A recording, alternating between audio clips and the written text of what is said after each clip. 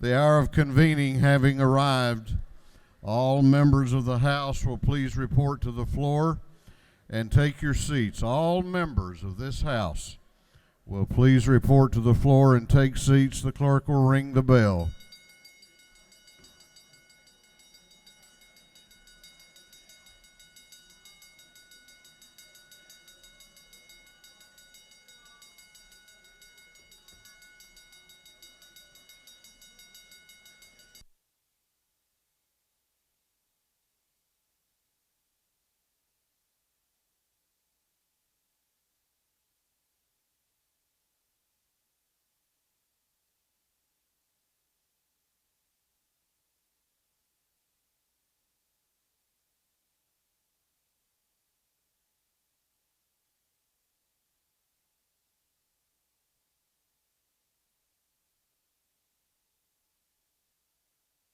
All members of the House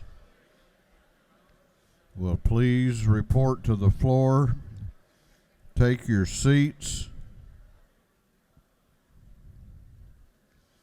We are going to have the morning roll call. All members present will please vote green to signify their presence in the chamber, and the clerk will unlock the machines.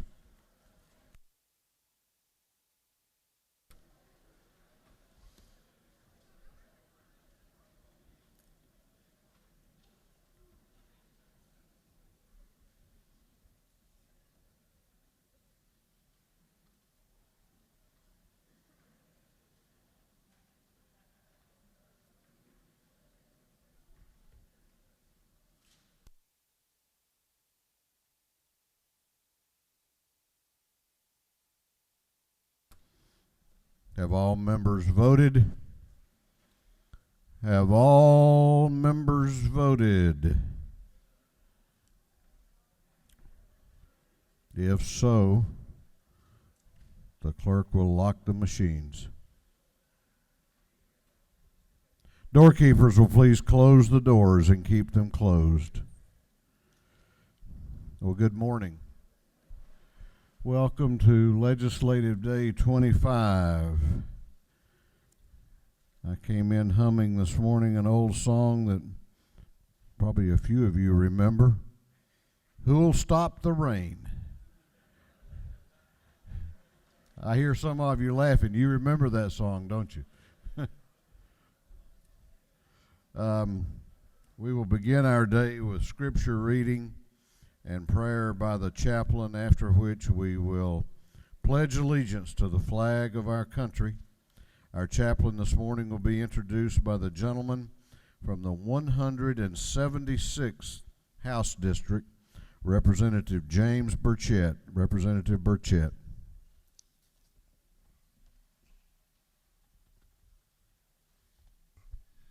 Thank you, Mr. Speaker. Fellow colleagues, it is my distinct honor to be able to introduce to you my pastor. I can't tell you how much this man means to me. He's the man that married my wife and I, so he's put me in a better position already with that. And he is a true servant to our community. But before I introduce him, I want to recognize two of his three daughters. Would you please stand with me? Please welcome them to the house, Donna Rowe, Candy Thrift, and his son-in-law, Buddy Thrift.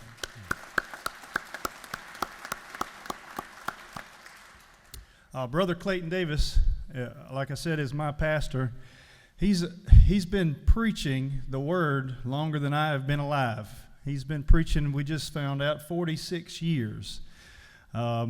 I can't say enough about this gentleman. He is, when he's not in the pulpit, he is out in the community. He's delivering the word to nursing homes and children and anybody that'll listen. And he has a way of breaking it down for people like me to where that it really touches your heart. So without further ado, my pastor, Brother Clayton Davis.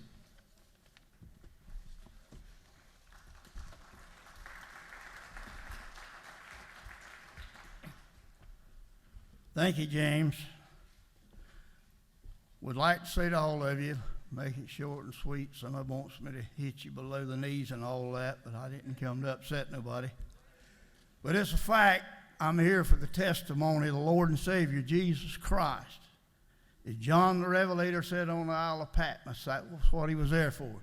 You know, we think about churches, different denominations and everything, but it's really all about God Almighty and His Son Jesus and the Holy Ghost. And you can't have one of them without the other. And there's no way to get to heaven, there ain't but one way, and that's through Jesus Christ. He's the gate, He's the door, and you'll never make it any other way. Let me encourage all y'all, ladies and gentlemen, y'all all representing a county somewhere more maybe than one. Do the very best you can, but do not neglect your family and your church and your God, because that's more important than a lot of other things in life.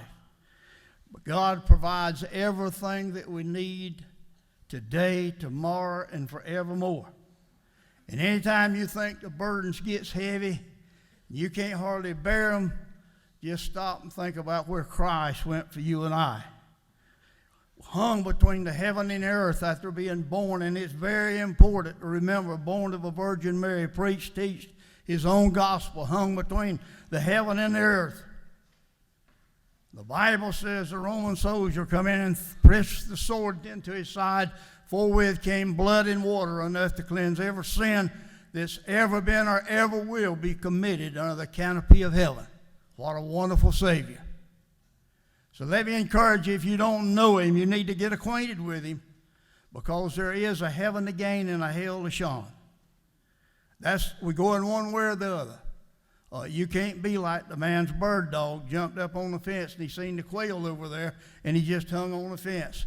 He had to finally fall on in there with them. If you're a bird hunter, you know what I'm talking about. When they point a good dog, he means business. And you and I serving the Lord, we need to be business all the way. And I'm not talking about playing church. Every church has got people that plays church. That's somebody that's not been saved. That's somebody that's kind of hypocriting along. Hope we ain't got none here. Huh? Oi me or amen? But we love you. Like to let you know that. We appreciate our daughters and son-in-law coming and being with us. And you know, I think about Atlanta. Now listen, y'all love Atlanta. Thank God you do, because I'm not going to take it from you. But I got to thinking, God made heaven and earth, and man made Atlanta.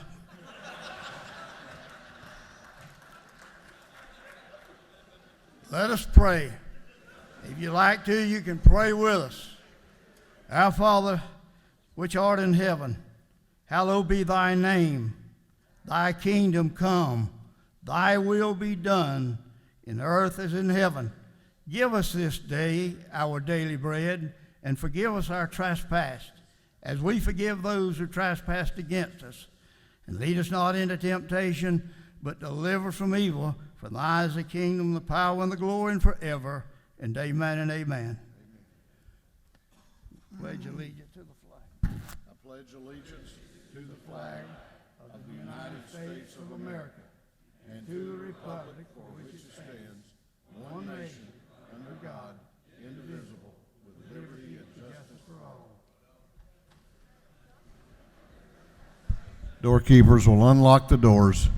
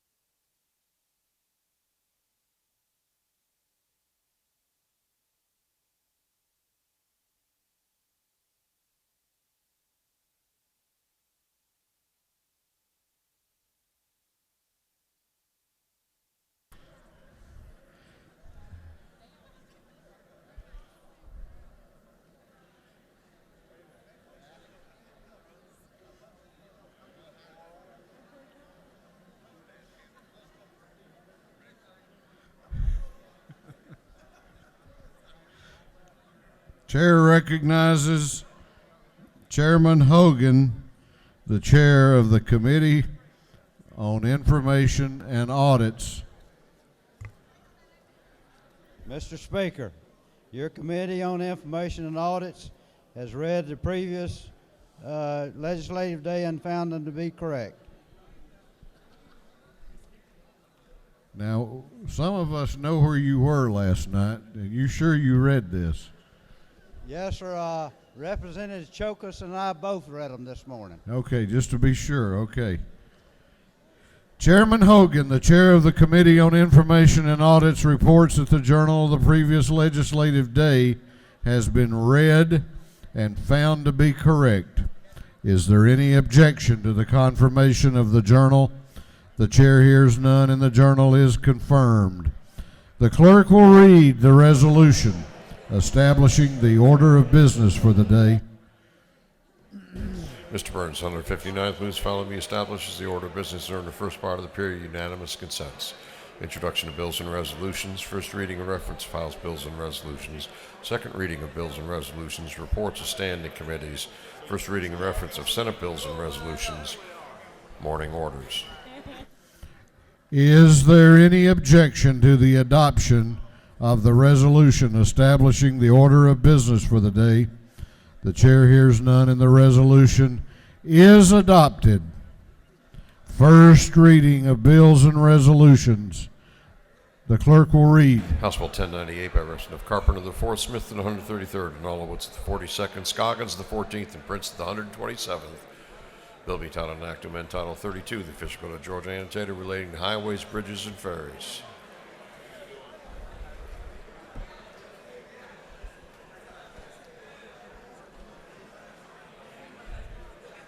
Transportation. House Bill 1099 by Representative Mathis, the 144th. Bill be titled an act to amend Chapter 16, Title 45, the official code of Georgia annotated relating to coroners. Governmental affairs. House Bill 1102 by Representative Rutledge, the 109th. Kirby, the 114th. Bill be titled an act to amend Article 2A of Chapter 8 of Title 48, the official code of Georgia annotated relating to homestead option sales and use tax. Ways and Means. House Bill 1103 by Representative Smiley, 135th. Bill be titled Act to amend Article 1 of Chapter 7 of Title 31 and Chapter 5 of Title 49 of the official code of Georgia annotated relating to regulations of hospitals. Health and Human Services. House Bill 1104 by Representative Smiley, 135th. Buckner, 137th. Hughley, the 136th, and Smith, the 133rd. Bill be titled an act to amend Code Section 12, 7, 17 of the official code of Georgia annotated relating to exemptions relative to the control of soil erosion. Natural Resources and Environment. House Bill 1105 by Representative Newton, the 123rd. A bill be titled an act to amend Article 12 of Chapter 7 of Title 31 of the official code of Georgia annotated relating to health care data collection. Special Committee on Access to Quality Health Care. House Bill 1106 by Representative Glanton of the 75th, Bodie the 62nd, Trammell the 132nd, Beverly the 143rd, Hughley the 136th, and others. Bill be titled an act to amend Chapter 2 to Title 20 of the official code of Georgia annotated relating to elementary and secondary education. Education. House Bill 1107 by Representative Davis of the 87th and Evans of the 83rd. Bill be titled an act to amend Chapter 1 of Title 45 of the official code of Georgia annotated relating to general provisions regarding public officers. Governmental Affairs. House Bill 1108 by Representative Burchett of the 176th, Flemingville the 121st, Abstration of the 104th, Kelly the 16th, and Scoggins the 14th.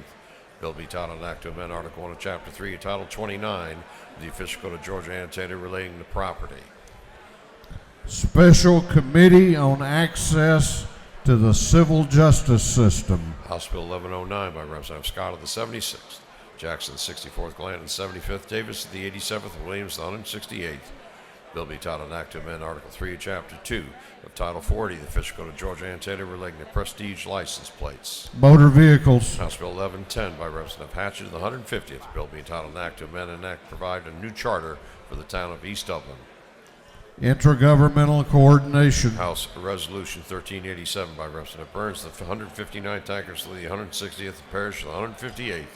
A resolution honoring the life of Mr. C. Arthur Howard, Jr. and dedicating a road in his memory. Transportation. House Resolution 1388 by Representative Smiley of the 135th, Hughley of the 136th, Smith the 133rd, Smith the 134th, and Buckner the 137th. A resolution honoring the life of Judge Albert W. Thompson Sr. and dedicating a bridge in his memory. Transportation. House, a resolution 1389 by Representative Smiley, the 135th. Smith the 134th, Smith the 133rd, Hughley the 136th, and Buckner the 137th. A resolution honoring the life of Congressman Jack T. Brinkley and dedicating interchange in his memory. Transportation. House, resolution 1390 by Representative Gordon, the 163rd, Schofield the 60th, Holly the 111th, Douglas the 78th, Hutchins the 107th, and others. A resolution creating the House Study Committee on Bail Reform. Judiciary non-civil. House Resolution 1391 by Representative Jones the 25th and Morris the 26th. Resolution creating the Joint Study Committee on Advanced Technology Solutions for State Government. Science and technology. House Resolution 1392 by Representative Nelson the 125th. A resolution recognizing Mr. James Jimmy Smith Jr. and dedicating an intersection in his honor. Transportation. Unnumbered House Bill by Representative Perkle of the 155th and others to be entitled an act to amend Part 1 of Article 4, Chapter 12, Title 45, and Article 2 of Chapter 17 to Title 50 of the Official Code of Georgia Annotated relating to management of budgetary and financial affairs. Budget and fiscal affairs oversight. Unnumbered House Bill by Representative Welch, the 110th, to be entitled an act to amend Part 1 of Article 4, Chapter 12 of Title 45 of the Official Code of Georgia Annotated relating to management of budgetary and fiscal affairs. Budget and fiscal affairs oversight. Unnumbered House Bill by Representative Barton of the 5th to be entitled an act to amend Article 2 of Chapter 7 of Title 48 of the Official Code of Georgia Annotated relating to the imposition rate computation and exemptions from state income taxes. Ways and Means. Unnumbered House Bill by Representative Cooper, the 43rd, to be entitled an act to amend Article 7 of Chapter 4, Title 49 of the Official Code of Georgia Annotated relating to medical assistance generally. Health and Human Services. Senate Bill 323 by Senator Kirkpatrick of the 32nd, Burke of the 11th, Huff-Stetler of the 52nd, Cowles of the 46th, Watson of the 1st, and others. Bill be titled an act to amend Title 43 of the Official Code of Georgia Annotated relating to professions and businesses. Health and Human Services. Senate Bill 372 by Senator Tillery of the 19th, Burke of the 11th, Miller of the 49th, Watson of the 1st, and Kirkpatrick of the 32nd. Bill be titled an act to amend various titles of the Official Code of Georgia Annotated so as to modernize, clarify, and update. Health and Human Services. Senate Bill 395 by Senator Watson of the 1st, Jackson of the 2nd, Burke of the 11th, Huff-Stetler of the 52nd, and Black of the 8th, and others. Bill be entitled an act to amend Article 4, Chapter 7, Title 31 of the Official Code of Georgia Annotated relating to county and municipal hospital authorities. Special Committee on Access to Quality Health Care. Senate Bill 407 by Senator Harper of the 7th, Heath of the 31st, Burke of the 11th, Harrell of the 40th, Ginn of the 47th, and others. Bill be entitled an act to amend Chapter 6, Title 12 of the Official Code of Georgia Annotated relating to forest resources. Agriculture and Consumer Affairs. Senate Bill 429 by Senator Ligon of the 3rd, Stone of the 23rd, Robertson of the 29th, Cowser of the 46th. Bill be entitled an act to amend the Official Code of Georgia Annotated so as to revise, modernize, and correct errors or omissions. Code revision. That completes first readers. Second reading of bills and resolutions. The clerk will read. House Bill 1089 by Representative McCall of the 33rd, Silcox of the 52nd, Cooper of the 43rd, England of the 116th, Hawkins of the 27th, and others. A bill to streamline the process of litigation and reduce the costs for Georgia's industry, small businesses, and citizens. House Bill 1091 by Representative Clark of the 98th, a bill relating to competencies and core curriculum. House Bill 1094 by Representative Gaines of the 117th, Cooper of the 43rd, Jones of the 47th, Widower of the 119th, Silcox of the 52nd, and others.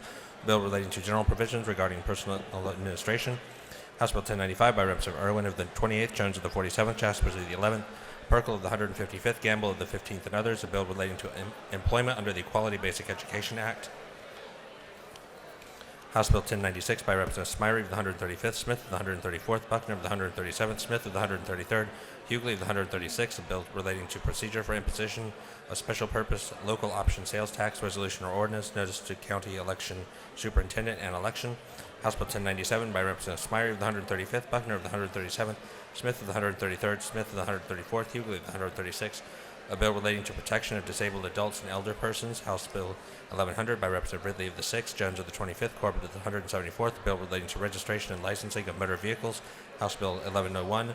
Representative Montahan of the 17th, Gollard of the 19th, Scoggins of the 14th, Hawkins of the 27th, Jackson of the 128th, and others. A bill relating to insurance. House Resolution 1366 by Representative Caucus of the 138th, a resolution honoring the life of Mr. Wesley Frank Weaver and dedicating a mile of road in his memory. House Resolution 1367 by Representative Schofield of the 60th, Cantrell of the 22nd, Gordon of the 163rd, Paris of the 142nd, Howard of the 124th. Resolution urging local boards of education to ensure that each of its schools has an operational wheelchair on site at all times.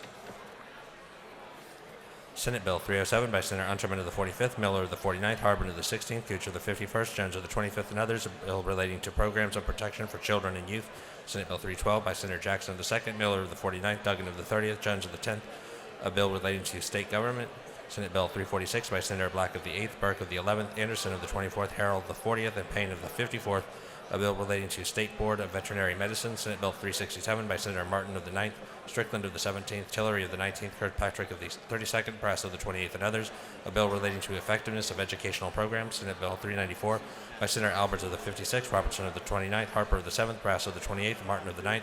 A bill relating to kidnapping, false imprisonment, and related offenses.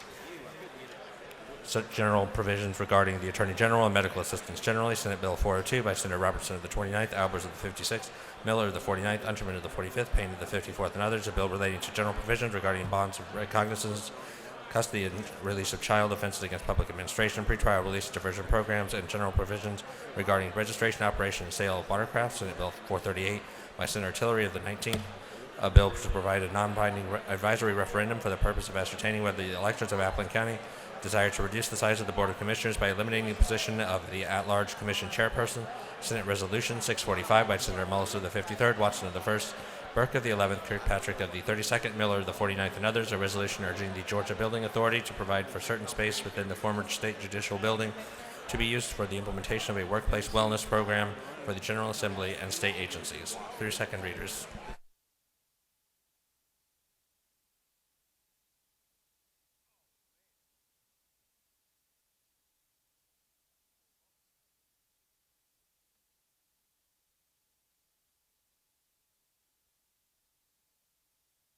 Okay, we are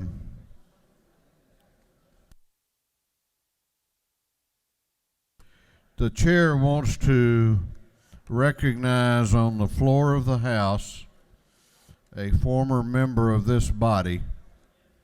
There was a time when Crisp County had a real representative.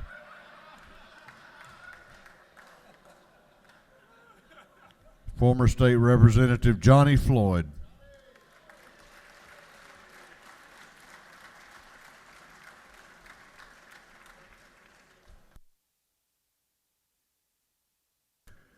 Reports of standing committees, the clerk will read. Representative Terry England, the 116th District Chairman of Committee on Appropriations, submitted the following report. Mr. Speaker, Committee on Appropriations has had under consideration the following resolutions of the House.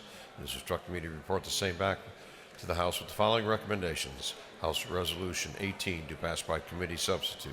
House Resolution 1038 to pass by committee substitute.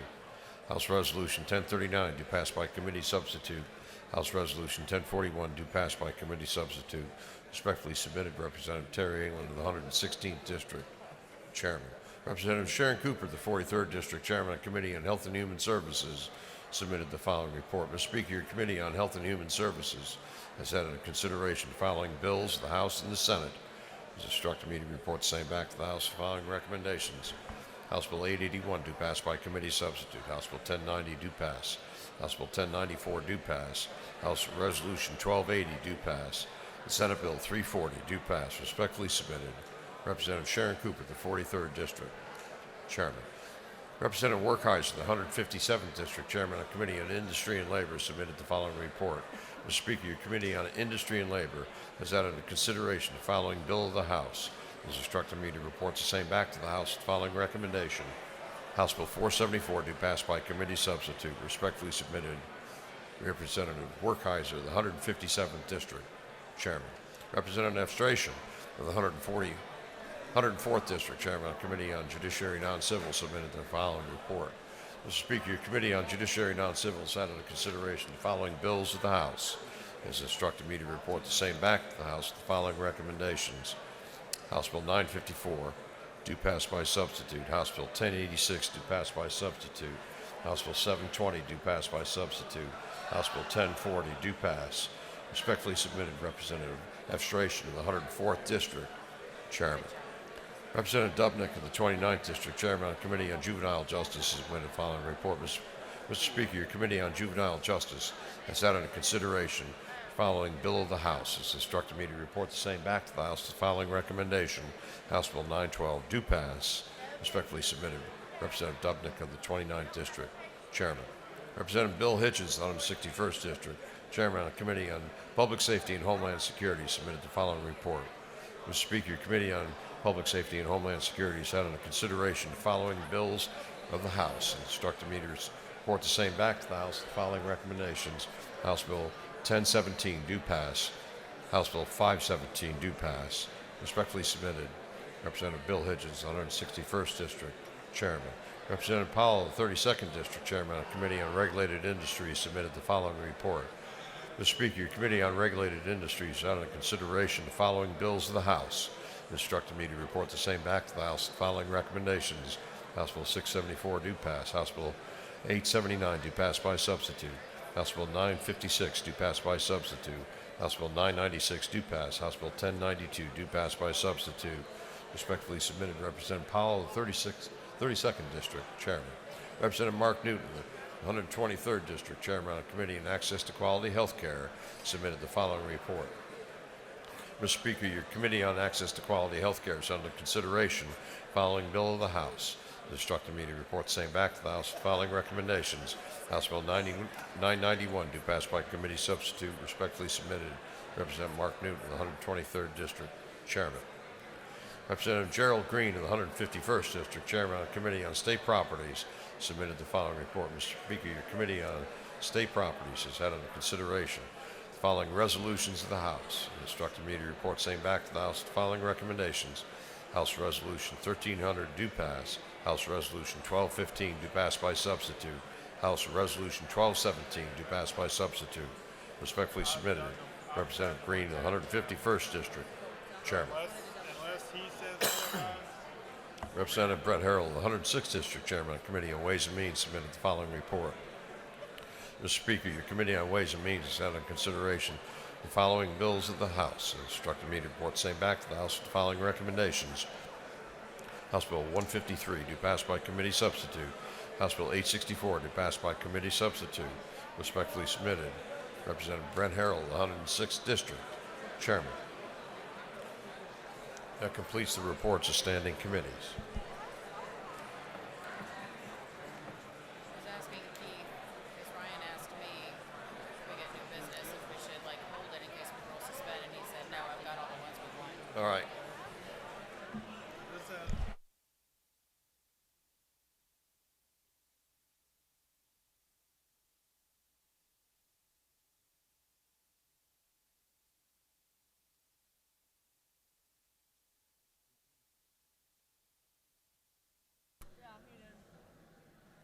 We are now going on to Mourning Orders.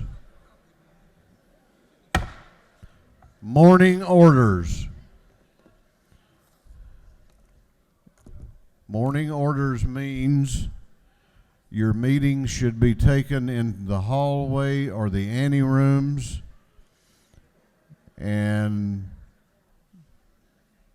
the golden rule should be observed. If you would like for people to listen to your mourning order and respect you, a good place to begin is by doing that for others. Mourning orders will be limited to 1 minute each this morning. The chair recognizes the Speaker Pro Tem of the House and Chairman Martin for a mourning order.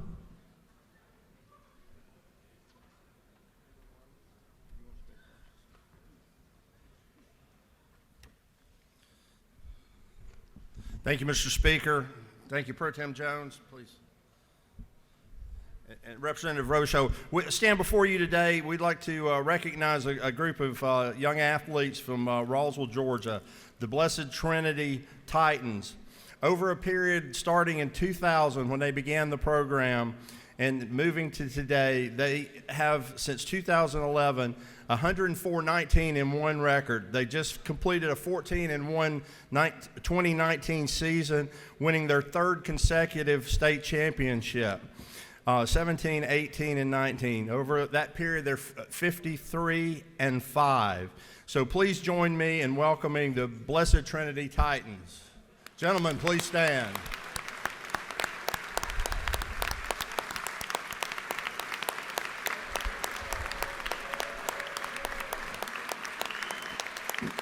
Mr. Speaker, also with the Titans, their coach is the National Coach of the Year, Coach Tim McFarland, the 2019 National Catholic Coach of the Year. I don't know if Coach McFarland's up there, but congratulations. Thank you, Mr. Speaker.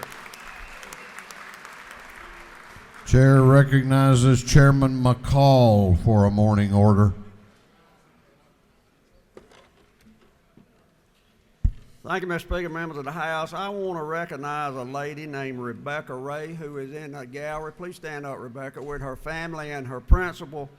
She is a fourth grade teacher at Elbert County Elementary School. She is a member of the 2020 class of extraordinary educators in the United States. There's only 31 in the whole country, and we have one in Elbert County. There's teachers, and then there's teachers who go beyond the school building looking after the students and taking an interest in making a difference in their personal lives. Rebecca is one of those teachers, and I just want all y'all to know that we do it right in Elbert County in rural Georgia. So congratulations, Rebecca.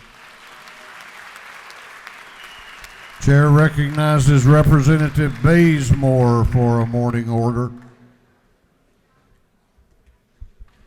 Thank you, Mr. Chair. Good morning, colleagues and friends.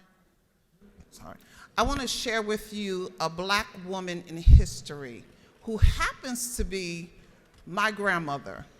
Her name was Frizzell Booker, and she originated from South Carolina, and then she moved to New York. She stood for injustice, and when she saw where we live that the Woolworths would not allow blacks to sit at the counter to be served, she stood outside protesting. I can see the picture right now, today, and it made a change, and it made a change in my life. And I want you to know also that she looked good doing it. But and I think that's where I get it from. But yes, she was a pioneer in that era and in that location. And I thank my grandmother so much. Thank you. Chair recognizes Representative Williamson for a morning order.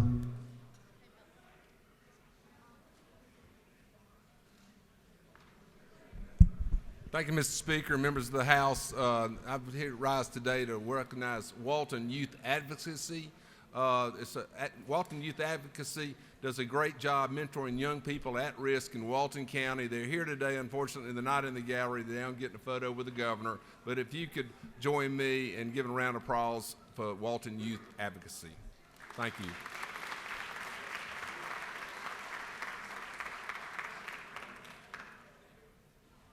Chair recognizes Representative Marin for a morning order.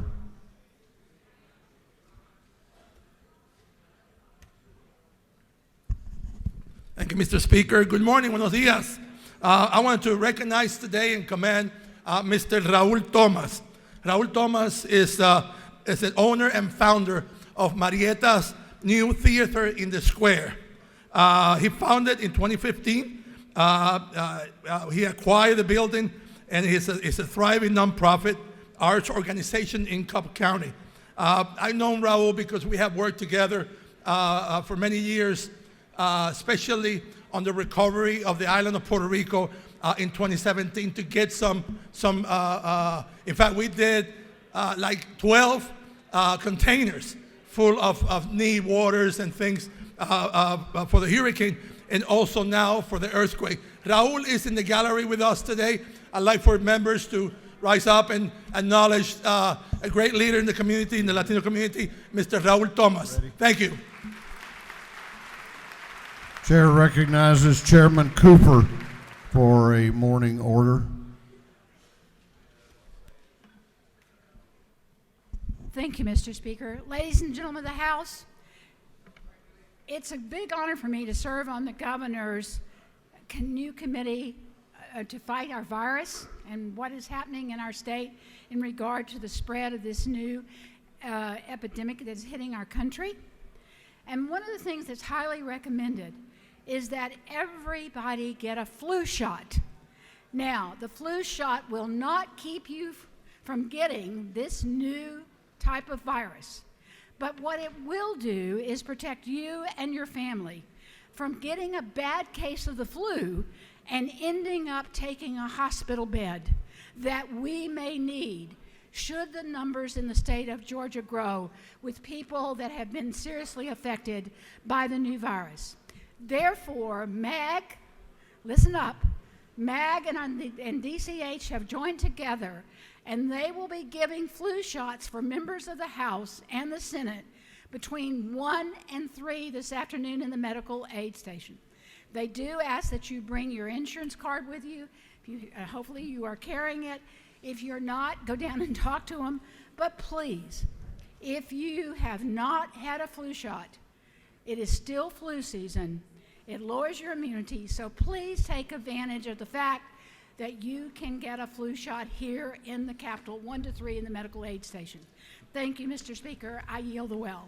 Chair recognizes Chairman Cantrell for a morning order. Thank you, Mr. Speaker. Colleagues and members of the gallery, I'd like to do two things this morning. I'd like to issue a reminder and ask for a favor. I want to remind you that this weekend is the great weekend when we get to spring forward in our time. So Sunday morning, when all of you, which I know all of you will, get up early to go to church and you felt like you slept an hour less than usual, you did. And I'm going to give you an opportunity, hopefully next week, over the next couple weeks, to lock the clock and bring it into this silly changing of the clock back and forth twice a year, which wreaks havoc on our health, our education, creates all kinds of problems for our society. I also want to secondly announce that Jane and I found out that we are grandparents, expecting our first child in July. Thank you. And the color of this suit may or may not indicate the gender of that child. Thank you. Chair recognizes Representative Turner for a morning order. Thank you, Mr. Speaker. I rise today to recognize an issue that is near and dear to my heart. When I first got here, autism policy in Georgia wasn't really a cool thing. And today is Autism Awareness Day at the Capitol, and we are joined by some very special guests, some self-advocates. If you are here for Autism Awareness Day, would you please rise so we can thank you for your work?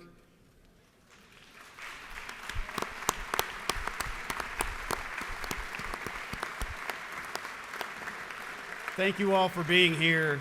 We really appreciate it. Your voice is so important because while we have made great progress on autism policy in Georgia, there is still so much work to do, and we're so glad that you're here today, and welcome to the Capitol on Autism Awareness Day. Chair recognizes Representative Gamble for a morning order.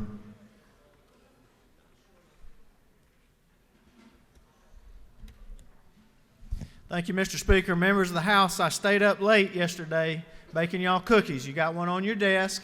Today is Boys and Girls Club Day here at the State Capitol, where we will recognize our Youth of the Year. Now, many of you have a Boys and Girls Club in your community, and you know the great work that it does. Many of our pages that are serving today are members of our local clubs, so y'all please take an opportunity to encourage them and appreciate the great work that our clubs do throughout the state. Thank you. Chair recognizes Representative Gertler for the final 20 seconds.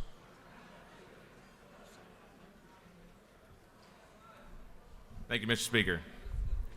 I, like all of you, have been receiving thousands of emails, phone calls, and text messages urging for the passage of constitutional carry. We finally have a governor now willing to sign constitutional carry into law. It is the responsibility of this legislative body to make law and to do the will of the people. After all, this is the people's house. Law-abiding citizens deserve better. We come to a point in our Gentleman's society. time has expired. Thank you, Mr. Speaker. That completes morning orders. Chair recognizes Representative Hughley to introduce the doctor of the day.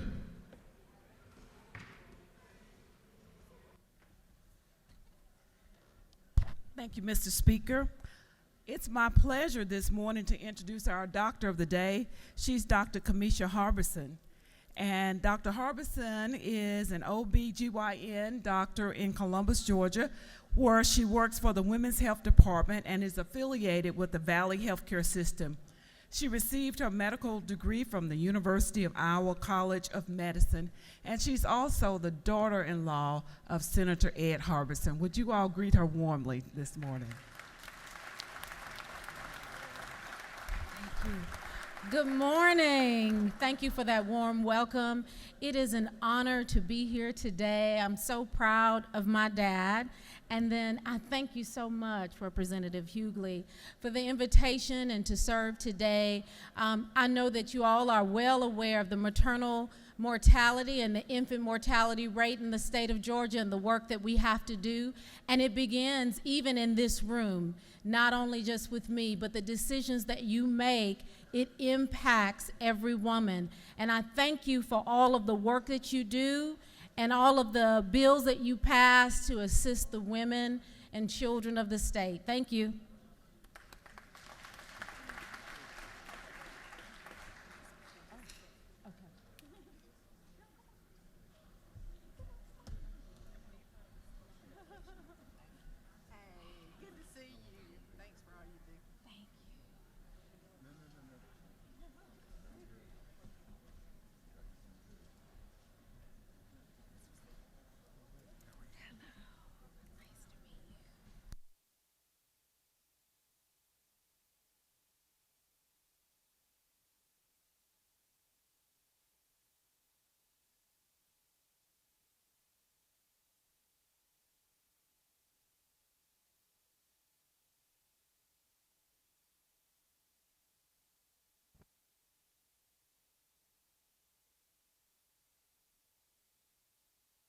Chair recognizes Chairman Silcox for an introduction. Thank you, Mr. Speaker. I would like to introduce to you today the Patient-Centered Physicians Coalition. They are here today, and they include the American Academy of Orthopedics, the American College of Family Physicians, the Georgia OB/GYN Society, and the Georgia Osteopathic Medical Association. They have over 240 members with us today. Please give a warm round of applause and welcome to the Patient-Centered Physicians Coalition in the gallery.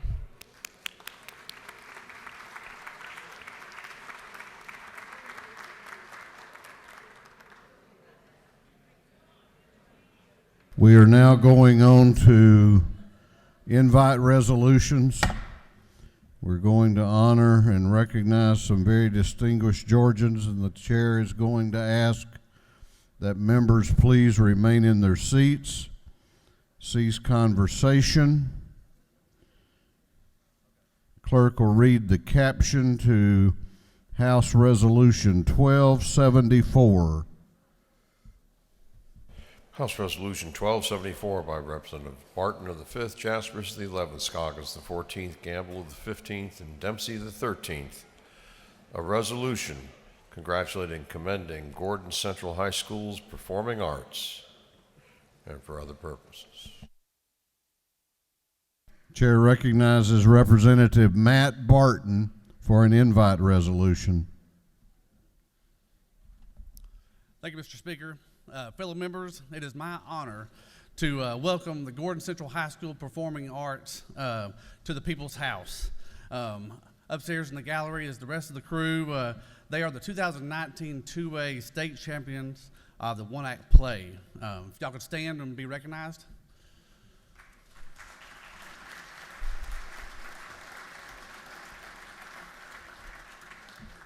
This is actually the high school that I went to, and the cool part is one of the 5 directors, he was a director. I was actually in the play 30 years ago, and we weren't nearly as successful as they are, But Mike Ernest has been working with the group for 30 years, and I appreciate all of his hard work. I'm going to also turn it over to Dr. Kim Waters. She's taken over the program, and she's turning it into something really special, and we're very proud of all of her leadership. Thank you. Thank you, Representative Barton. Bright Star is a story about redemption and hope. The students said that they thought that the quote we should say this morning is the one that we adopted from the text. Truth walks beside us like a shadow. One day it merges with us. Until it does, we are never truly whole. Thank you again for recognizing us today. Thank you.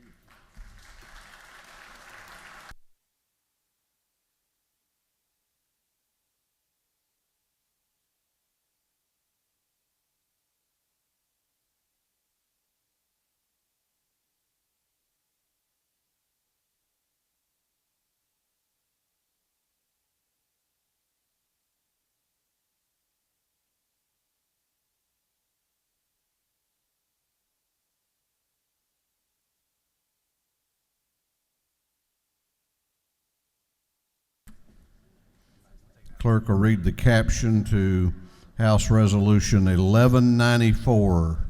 House Resolution 1194 by Representative Morris of the 156th and Turner of the 22nd, 21st. A resolution congratulating the Vidalia High School competition cheerleaders for winning the 2019 GHSA 2A state championship and for other purposes. Chair recognizes Chairman Morris for an invite resolution. Thank you, Mr. Speaker. Distinguished colleagues of the House, it's my honor to introduce to you the Class 2A State Champion Cheer Team, direct from my hometown in Vidalia. First, let me recognize three of our seniors that are here: Sarah Kate Palmer, Abby Phillips, Madison Toole. Their coaches, and Michelle Toole and Julie Spivey, are here. And also their teammates are in the gallery. If you'll stand up and let the House recognize you. Thank you.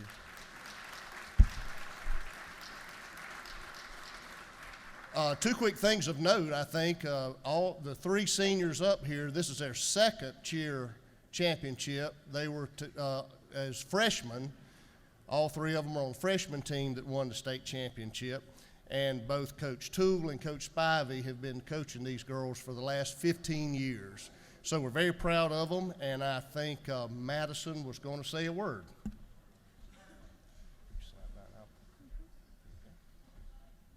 Good morning, my name is Madison Toole, and on behalf of my team, I'd just like to say a big thank you for hosting us today and for all you do for our state.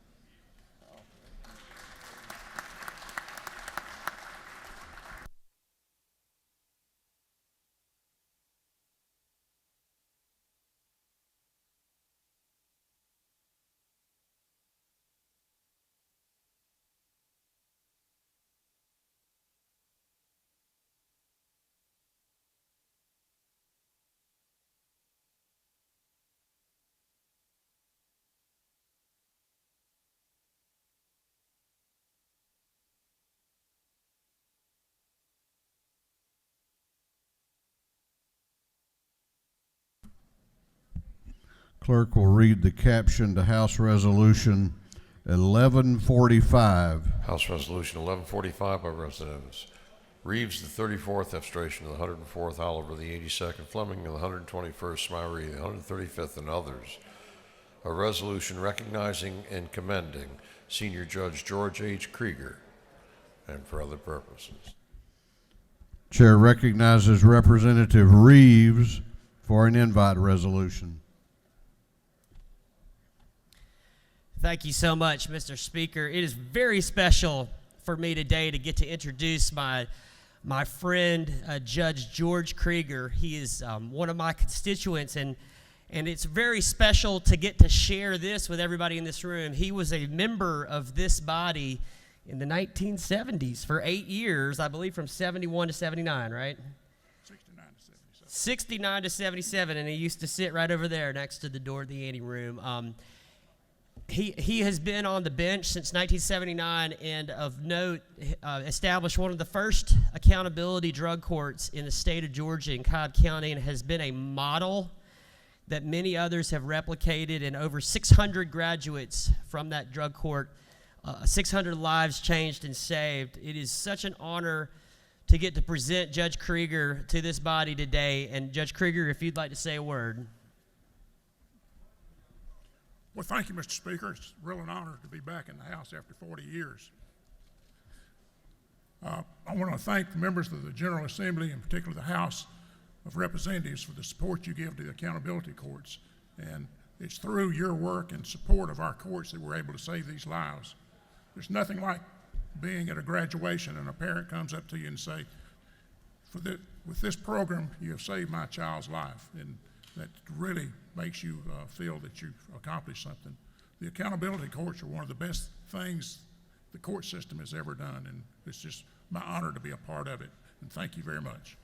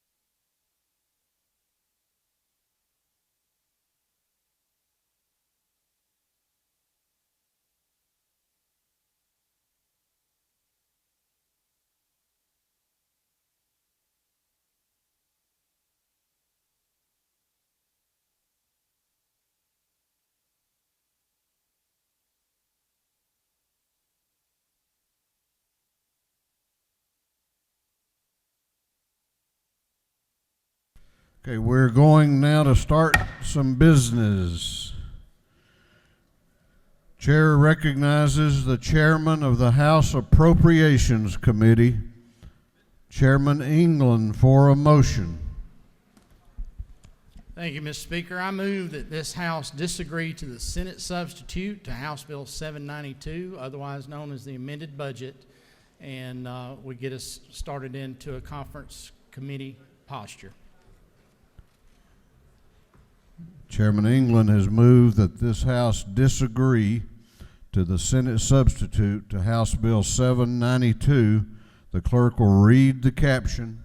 House Bill 792 by Representative Ralston the 7th, Jones the 47th, Burns the 159th, and others, to be entitled an act to amend an act making providing appropriations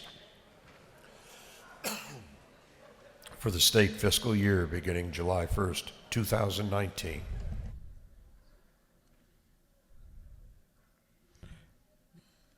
Did you wish to explain the motion any? Okay. Chairman England has moved that this House disagree to the Senate substitute to House Bill 792, the Supplemental Appropriations Act. Is there objection to the motion? Is there objection? The chair hears none, and the motion has been adopted and agreed to. For what purpose does Chairman England rise? Make a motion, Mr. State Speaker. your motion. Move to immediately transmit House Bill 792 back to the Senate. Chairman England has moved that this House immediately transmit its action on House Bill 792 back to the Senate. Is there objection? Is there objection? The chair hears none, and it's on its way back. We're now going on to the rules calendar. Going on to the rules calendar, the clerk will read the caption to House Bill 1054.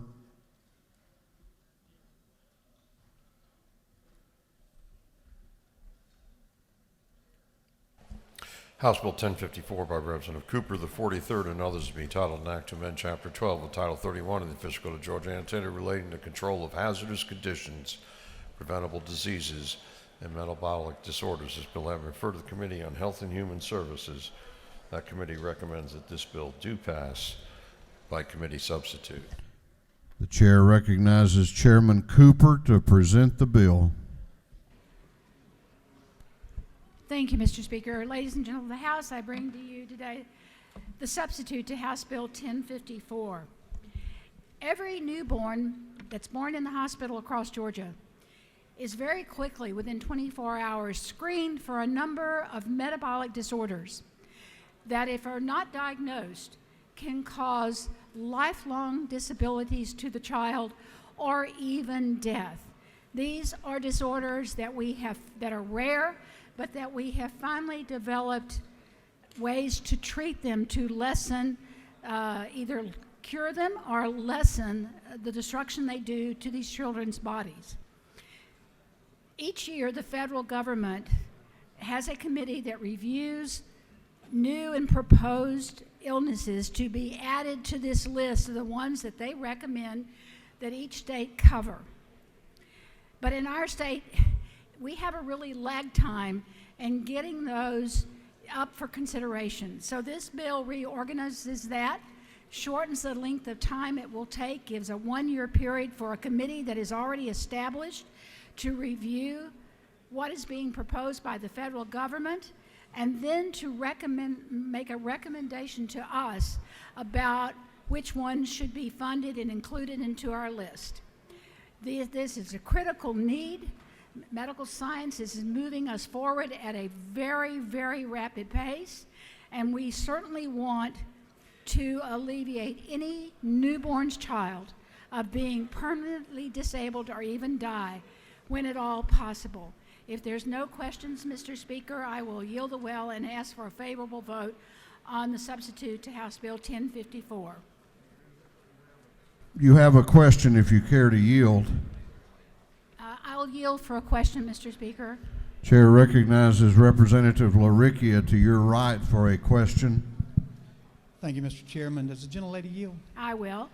Thank you so much for your work on this. Is it not true that I brought a young person to your committee a couple of years ago that had a very life-threatening disease that was not detected soon enough, and they were fortunate to rush that child up here and got the help, the medical help that they needed, and now that child is healthy and thriving, and that they depend on people like you to work on this legislation to make sure they're cared for? It's true, you did, and that child could have been permanently disabled or even died. And I'm glad to see how well she has developed. Thank you so much. Thank you for bringing her to our attention, and thank you to the members. I hope we will have a positive vote on this legislation. Thank you, Mr. Speaker. I yield the well. You have no further questions. Is there any objection to the previous question being ordered? The chair hears none. The previous question is ordered. Is there any objection to adopting the committee substitute? The chair hears none. The committee substitute is adopted. Is there any objection to agreeing to the report of the committee, which was favorable to the passage of the bill? The chair hears none. The report of the committee is agreed to. Shall this bill now pass? All those in favor of the passage of House Bill 1054 will vote aye. Those opposed will vote no, and the clerk will unlock the machines.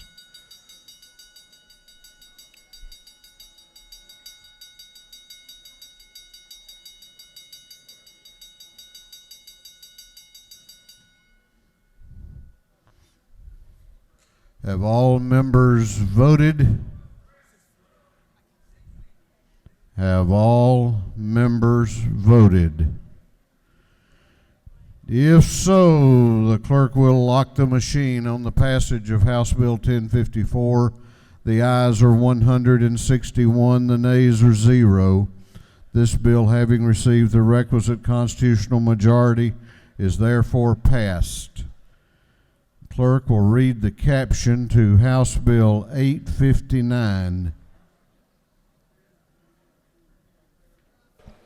House Bill 859 by Representative Perkle of the 155th.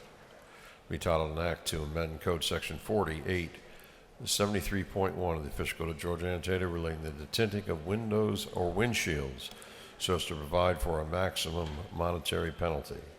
This bill having referred to the Committee on Public Safety and Homeland Security, that committee recommends that this bill do pass by committee substitute. Chair recognizes Representative Perkle to present the bill. Thank you, Mr. Chair, Mr. Speaker, fellow members. I bring for your consideration House Bill 859. Some have referred to this bill as the window tinting bill, and it engenders a pretty good bit of support and interest. Those two words, window tint, second only around this place to maybe Go Dogs. I still didn't get your attention. Here we go. Let me assure you this bill has nothing to do with the amount of light that we as a state allow to be refracted, reflected, or transmitted through a window or windshield. Nothing changes regarding the window tinting that we're allowed. This provides consistency and a violation for a state penalty. Currently, if I get pulled over for a seatbelt violation, anywhere in this great state from Ashburn to Alpharetta, I have one penalty. There is one charge. Not so with the window tinting. I called 12 different municipalities, and I received 12 different penalties for violation of State Code 40-8-73.1. Colleague told me that he once knew of a community that charged almost $1,000 for a window tint violation. This bill, as it is written, merely establishes a consistent state maximum penalty, $50 for the first violation, $75 for the second and subsequent. So last week I asked the Speaker to allow me to recommit this bill to rules because some thought the fee was too low at $25.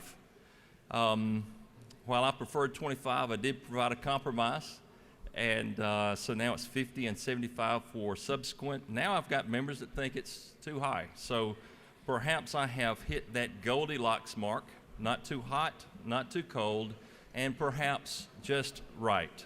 Mr. Speaker, this is the bill.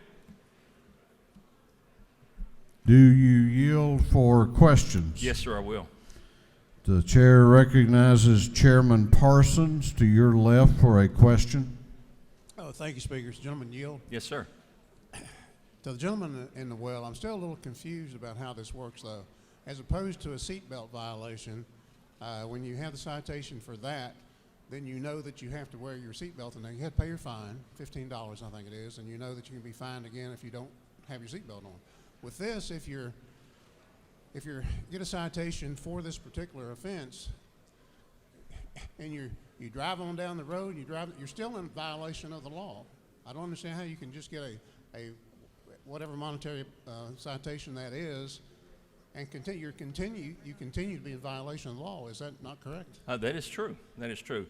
This bill does nothing to address that the way it is currently. It's just now currently there are some punitive fines that are associated. So we see this often.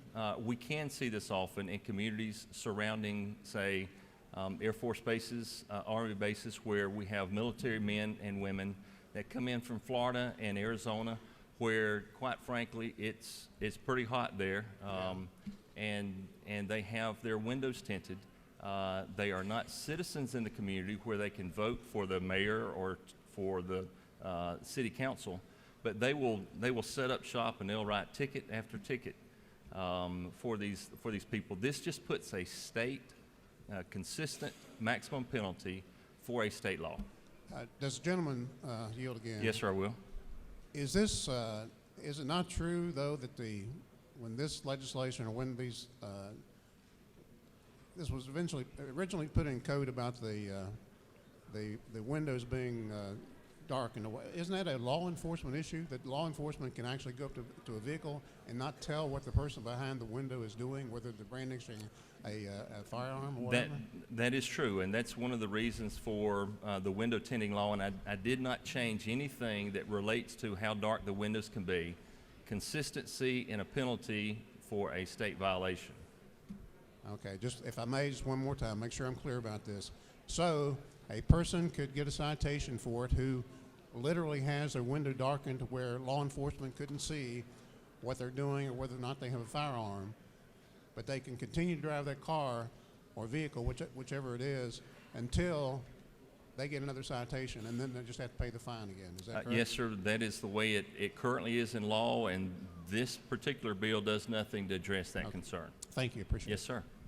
Mr. Speaker, I'm going to yield to Will because of the time of the day. Thank you.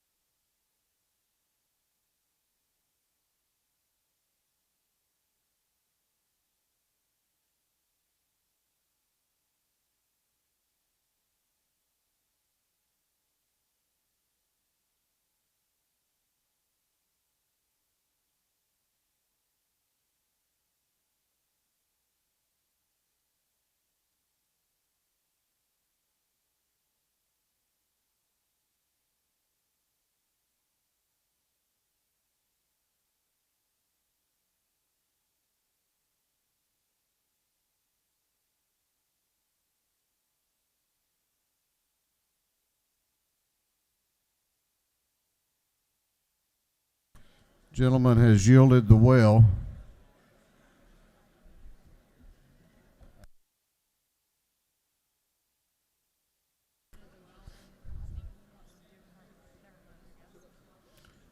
Is there any objection to the previous question being ordered? The chair hears none. The previous question is ordered. What purpose does Chairman Powell rise? Parliamentary inquiry. State your inquiry. Is it not true, Mr. Speaker, I did want to ask a question of the author, and is it not also true that while I applaud his diligence in trying to put uniformity and let penalties reflect the offense on this, somewhere along the line this got changed from the time it left the committee until the time it's appeared on the floor? Is that not true? If the gentleman so states. Further inquiry. State your inquiry. Is it not true that the biggest angst that I have to this is that somewhere these supplemental charges that are on top of the penalty that we call supplements or whatever that may be called, that they've been added, which would almost not quite double, but it would put another 50% of the cost on these fines, a practice that for too long has been used and we need to look at. If the gentleman so states, what purpose does Representative Al Williams rise? Parliamentary inquiry. State your inquiry. Is it not true, Mr. Speaker, that this levels the playing field and takes away some of the egregious fines that we're seeing, especially on state lines? I'm sure the gentleman believes that to be true. Is there any objection to withdrawing the committee substitute? The chair hears none. The committee substitute is withdrawn. Is there any objection to adopting the committee substitute adopting the substitute offered by the committee on rules. The chair hears none. The Rules Committee substitute is adopted. Is there any objection to agreeing to the report of the committee, which was favorable to the passage of the bill? The chair hears none. The report of the committee is agreed to. Shall this bill now pass? All those in favor of the passage of the bill will vote aye. Those opposed will vote no, and the clerk will unlock the machines.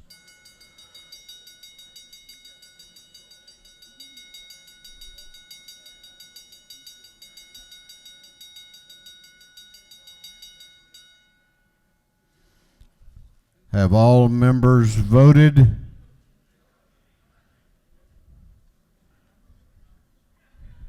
Have all members voted?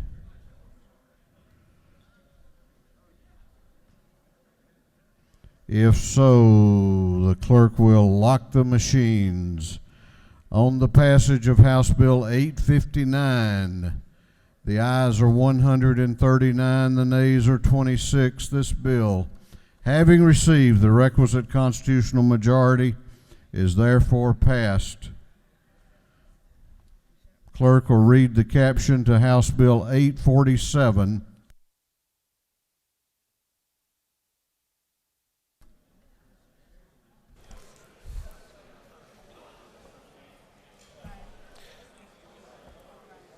House Bill 847 by Representative Corbett of the 174th and others to be entitled an act to amend Chapter 23, Title 2 of the Official Code of Georgia, annotated relating to hemp farming, so as to provide definitions, provide for penalties. This bill having referred to the Committee on Agriculture and Consumer Affairs. That committee recommends that this bill do pass by committee substitute.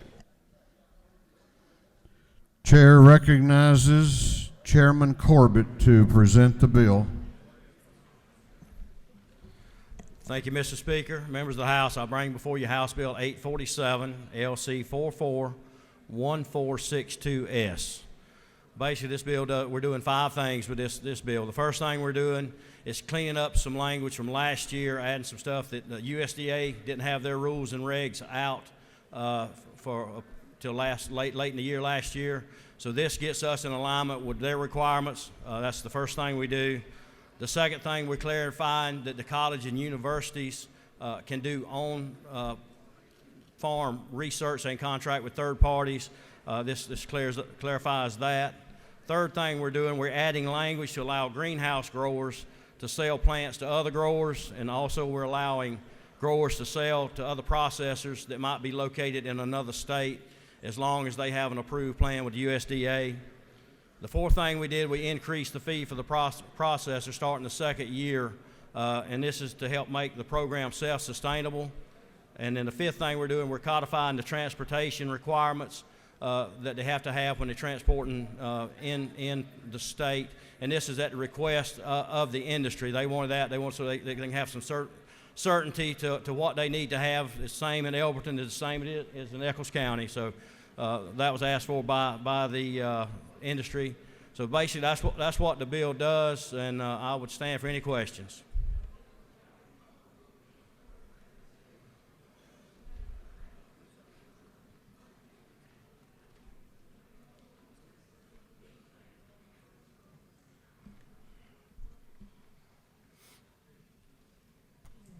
You yield for questions? I do. Chair recognizes Representative Wilson to your right for a question. Will the gentleman yield? I do. Is it not true that I filed a minority report on this bill? The gentleman knows what he speaks. Does the gentleman further yield? I do. Is it not also true that the substitute addressed the concerns that I have, and therefore I'll be supporting this bill? I believe that to be true. Thank you. Do you further yield? I'll take one more, Mr. Speaker. Chair recognizes Representative Turner to your left for a question. Thank you, Mr. Speaker. Will the gentleman yield? I do. Isn't it true that I'm very grateful for the hard work and dedication you put into making sure that we have a legal, safe access to production for hemp in this state, and that the vast majority of the changes that you've made in the Rules Committee have addressed all of those concerns that I had mentioned in committee? I believe that to be true. Thank you for this bill, sir. Thank you. With that, I'll yield the well and ask for your favorable consideration.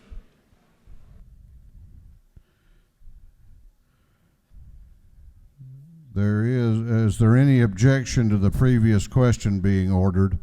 The chair hears none. The previous question is ordered. There is a minority report. He waives. What purpose does Chairman McCall rise? Thank you, Mr. Speaker. Parliamentary State inquiry. your inquiry. Is it not true that we have dealt with this for the last 2 years and Chairman Corbett has done an excellent job dealing with this, and that it is now crunch time that we need to pass this to give the farmers in Georgia the opportunity to grow a new crop if they choose to do that? We are not making decisions for them, but we are giving them the opportunity to maybe grow another crop that they can make a profit on. And we all need to vote for this bill, get it to the Senate where they can hurry up and do something, and give the farmers in this state another opportunity. Thank you, sir. I try not to express an opinion to a parliamentary inquiry, but that was well put. What purpose does Representative Bentley rise? Parliamentary inquiry. Can you hear me? I couldn't hear. I'm sorry. Parliamentary. State your inquiry.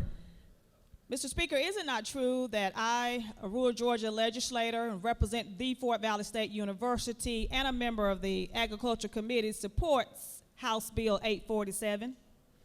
I am sure that the lady absolutely knows what she's saying. Okay, is there any objection to withdrawing the committee substitute? The chair hears none. The committee substitute is withdrawn. Is there any objection to adopting the substitute offered by the Committee on Rules? The chair hears none. The Rules Committee substitute is adopted. Is there any objection to agreeing to the report of the committee, which was favorable to the passage of the bill? The chair hears none. The report of the committee is agreed to. Shall this bill now pass? All those in favor of the passage of House Bill 847 will vote aye. Those opposed will vote no, and the clerk will unlock the machines.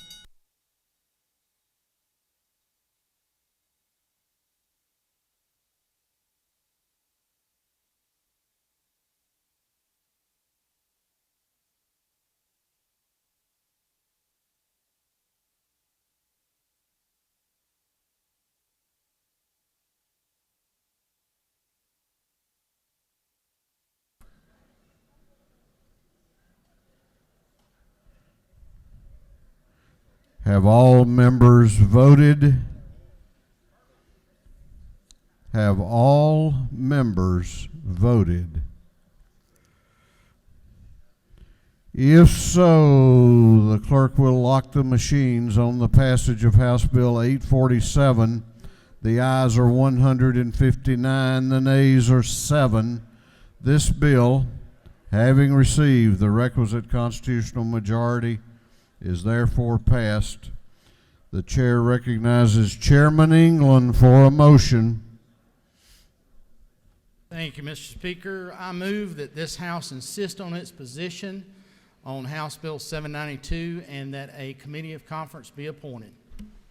That's the Supplemental Appropriations Act. Chairman England has moved that this House insist on its position on the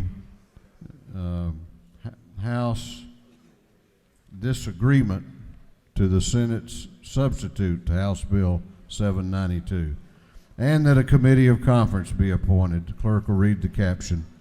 House Bill 792 by Representative Ralston, the 7th, Jones, the 47th, Burns, the 159th, and others, be entitled an act to amend an act making and providing for appropriations for the state fiscal year beginning July 1st, 2019 and ending June 30th, 2020. Is there objection to the gentleman's motion?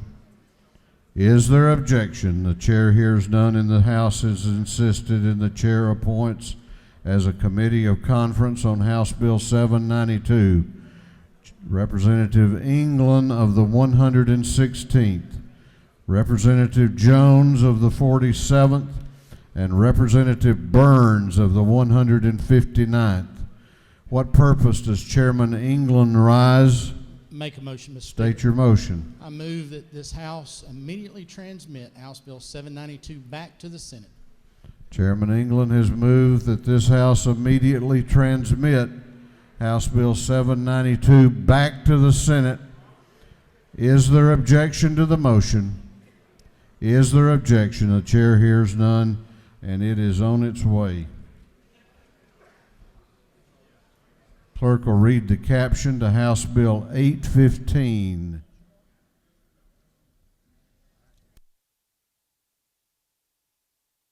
House Bill 815 by Representative Gaines, the 117th and others being titled an act to amend Chapter 8 of Title 4080 of the Official Code of Georgia annotated relating to sales and use taxes so as to exempt from taxation local authorities providing public water or sewer service. This bill having referred to the Committee on Ways and Means. That committee recommends that this bill do pass. Chair recognizes Representative Gaines to present the bill. Thank you, Mr. Speaker. House Bill 815 ensures parity with counties that have regional water and sewer authorities. Any single county water or sewer authority is already exempt from sales tax. This just ensures that multi-county authorities are as well. No opposition to the bill. Mr. Speaker, I'm happy to answer a question if there are any. You have a question if you care to yield. I'll yield. Chair recognizes Chairman Benton to your left for a question. Thank you, Mr. Speaker. Gentleman yield. I do. Is it not true that this bill will benefit the Bear Creek Reservoir Basin counties of Jackson, Barrow, Clark, and Oconee? That's correct, and really important bill for our region. Appreciate the question. Thank you, Mr. Speaker. I'll yield the well. Gentleman has yielded the well. Is there any objection to the previous question being ordered? The chair hears none. The previous question is ordered. Is there any objection to agreeing to the report of the committee, which was favorable to the passage of the bill? The chair hears none. The report of the committee is agreed to. Shall this bill now pass? All those in favor of the passage of House Bill 815 will vote aye. Those opposed will vote no, and the clerk will unlock the machines.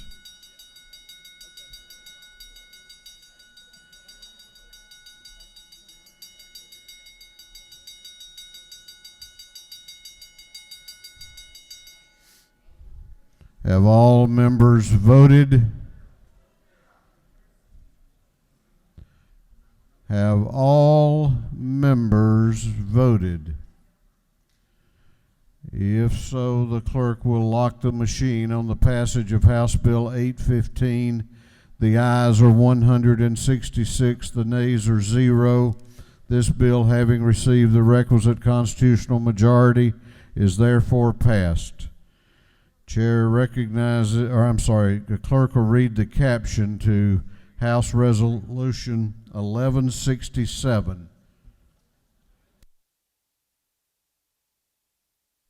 House Resolution 1167 by Representative Green of the 151st, Donahue the 30th, Perkle the 155th, and others, authorizing the conveyance of certain estate-owned real property located in Glynn County. This bill having referred to the Committee on State Properties. That committee recommends that this resolution be adopted by committee substitute. Chair recognizes the chairman of the State Properties Committee, Chairman Green, to present the resolution. Thank you, Mr. Speaker. Ladies and gentlemen of the House, I bring you the substitute to House Resolution 1167. This is our annual conveyance proposal, and the resolution authorizes the state of Georgia, acting through its State Properties Commission, to convey or lease certain state-owned properties as we have. And these include Fulton County, Glenn County, Gordon County, Muskogee, Paulding, Rabun, and Terrell County. In the Rules Committee, we had to do a little addition to the Muskogee and Terrell County, and these were just some errors that we wanted to take care of. So, Mr. Speaker, that's the resolution the substitute to House Resolution 1167. If there are no questions, I yield the well. There are no questions. Thank you, Mr. Speaker and members of the House. Is there any objection to the previous question being ordered? The chair hears none. The previous question is ordered. Is there any objection to withdrawing the committee substitute? The chair hears none. The committee substitute is withdrawn.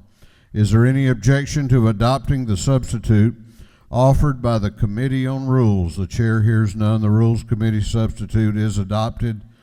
Is there any objection to agreeing to the report of the committee, which was favorable to the adoption of the resolution? The chair hears none. The report of the committee is agreed to. Shall this resolution now be adopted? All those in favor of the adoption of the resolution will vote aye. All those opposed will vote no, and the clerk will unlock the machines.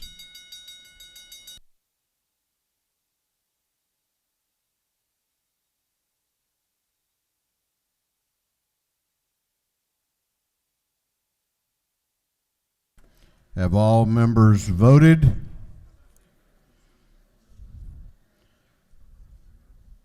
Have all members voted? If so, the clerk will lock the machines. On the adoption of House Resolution 1167, the ayes are 165, the nays are 2. This resolution, having received the requisite constitutional majority, is therefore adopted. The clerk will read the caption to House Resolution 1094. House Resolution 1094 by Representative Green and the 151st and others, authorizing the granting of non-exclusive easements for the construction, installation, operation, and maintenance of facilities, utilities, and ingresses and egresses. This resolution having been referred to the Committee on State Properties, that committee recommends that this resolution be adopted by committee substitute. Chair recognizes Representative Donahue to present the resolution. Thank you, Mr. Speaker. Ladies and gentlemen of the House, I bring to you our annual easements that we do every year for Georgia Power, our EMCs, Pike Electric, our gas companies. These easement rights take the opportunity for these power companies through freezing rain, power outages to come on properties that we control, and they pay a small fee. The ones that will be in this year's Barrow County, Calhoun and Daughtry County, Chatham County, Cherokee County, Clayton County, Cobb, Crisp County, Douglas County, McIntosh County, Muskogee, Paulding and Polk, Richmond. And that pretty much are the easements that we have granted for this year. Any questions?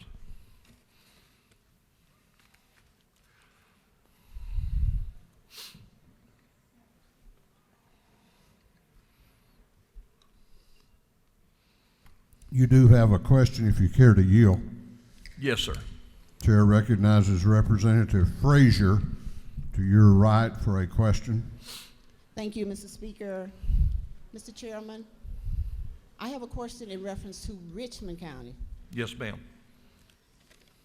Is it not true that 4 out of 5 of the Augusta-Richmond County delegation members oppose this easement that has been placed in for the Hell House in Augusta-Richmond County because of the concerns of the residents and their property value?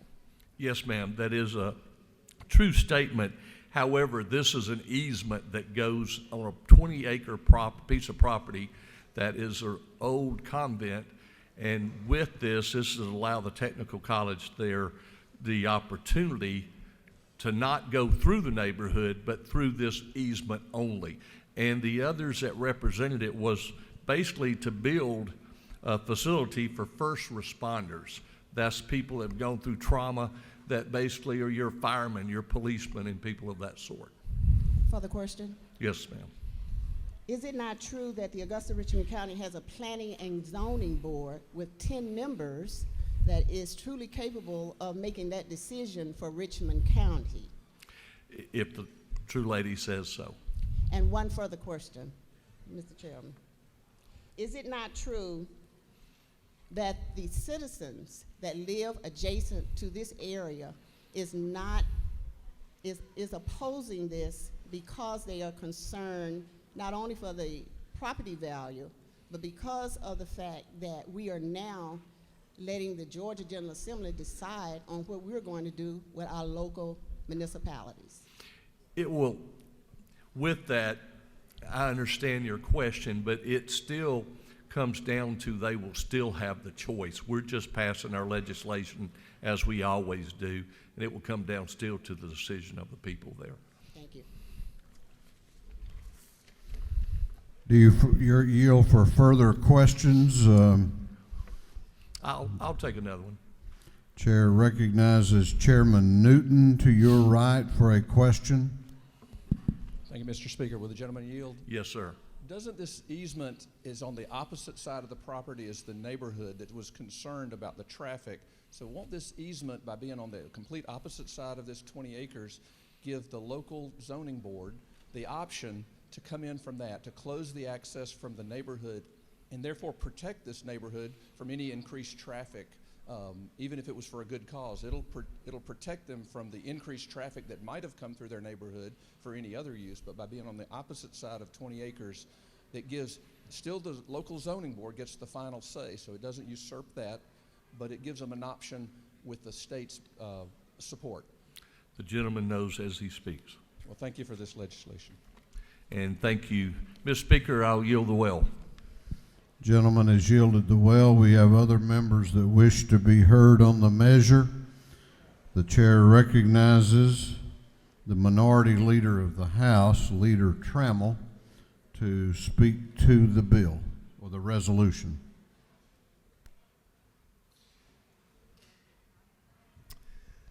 Thank you, Mr. Speaker. You know, I'm just going to talk about process. I don't have an easement in House Resolution 1094. But what I do have as a member of this body is a stake in the way that we go about our business, just like each and every one of us in this chamber. And this should be a very straightforward bill every time, where if there's a state property issue, that there's a state property and someone needs an easement through it, it shouldn't be a controversial decision. We are not a local zoning board.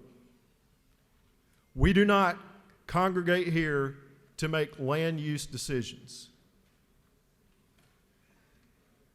And we come here to make the decisions for the state of Georgia and to represent our districts. So the first test that I think we all have when we look at legislation, or that we all should have when we look at legislation, is how does this impact my district? And if someone tried to put an easement in my district through a state property that I was opposed to, I very much hope that my colleagues in this body would say, time out. This is Representative Trammell's district, and I'm going to defer to Representative Trammell when it comes to the situation in his district with respect to the easement. That's just a very straightforward notion of fairness. No one would like if someone else came from outside their county and outside their district and tried to do something that they were opposed to, and force this body to take a vote on it and preempt that member. And that's what Article 15 in House Resolution 1094 does with respect to the easement in Richmond County. There are other members who can speak to the issue about the project in Richmond County, and I'm not here to do that. But I am here to tell you that when we do this, today it's Richmond County. Tomorrow it might be Columbia County.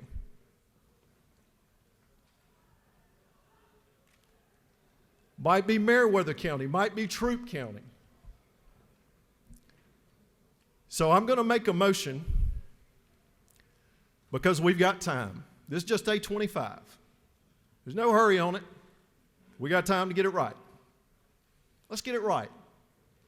Let's send it back to rules.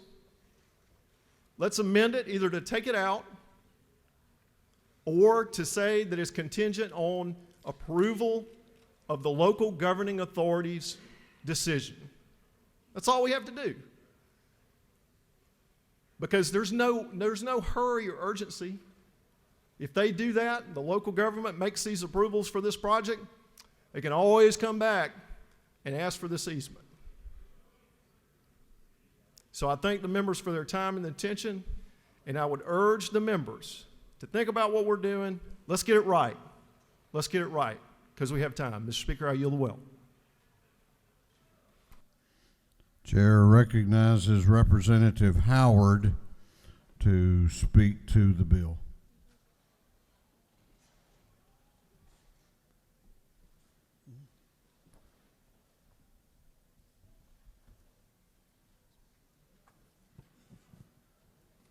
Thank you, Mr. Speaker.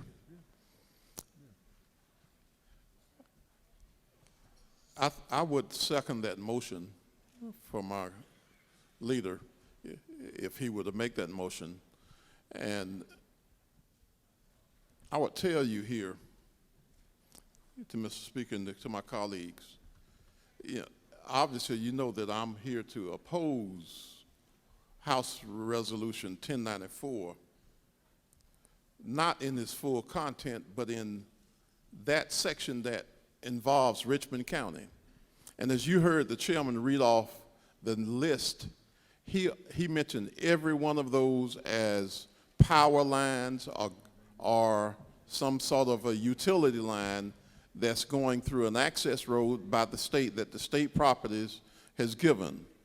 This particular piece of property has nothing to do with a power line or a gas line. It's for a private held company to put in operation in the middle of a neighborhood that is opposing it, and every last one of the elected officials in that represents that district is opposed to it.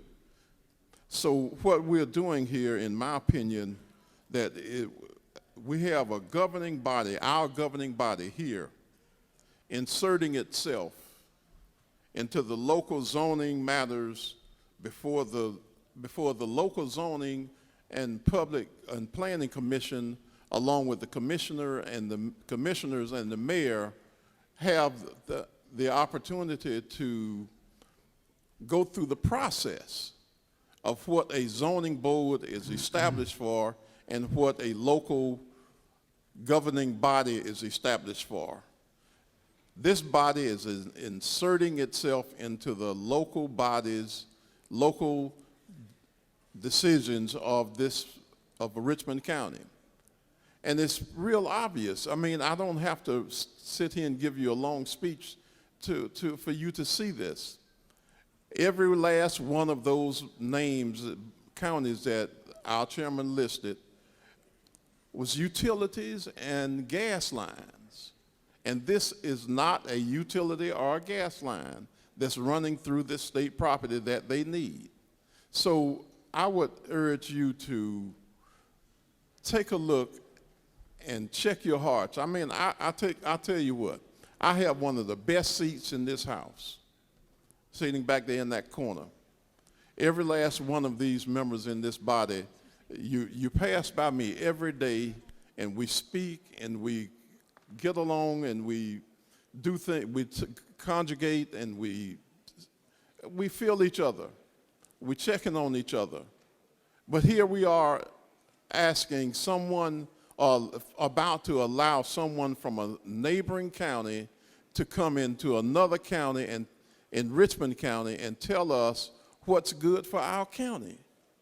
And we take offense to that. That's disturbing, and we urge you to not allow that to happen. Now, I would hope that this does not go down party lines, because this is not a party issue.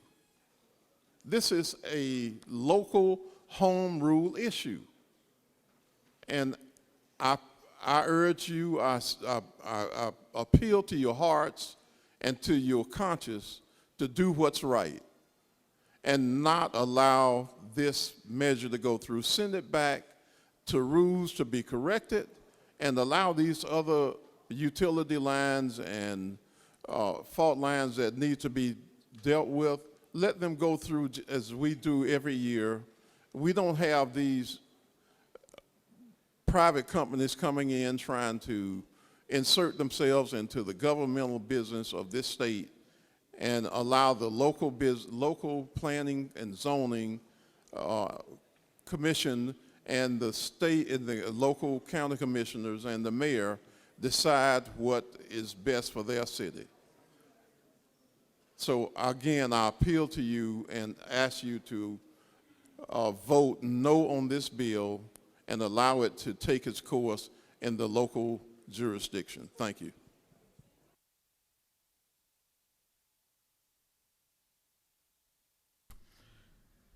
Is there any objection to the previous question being ordered? The chair hears none. The previous question is ordered.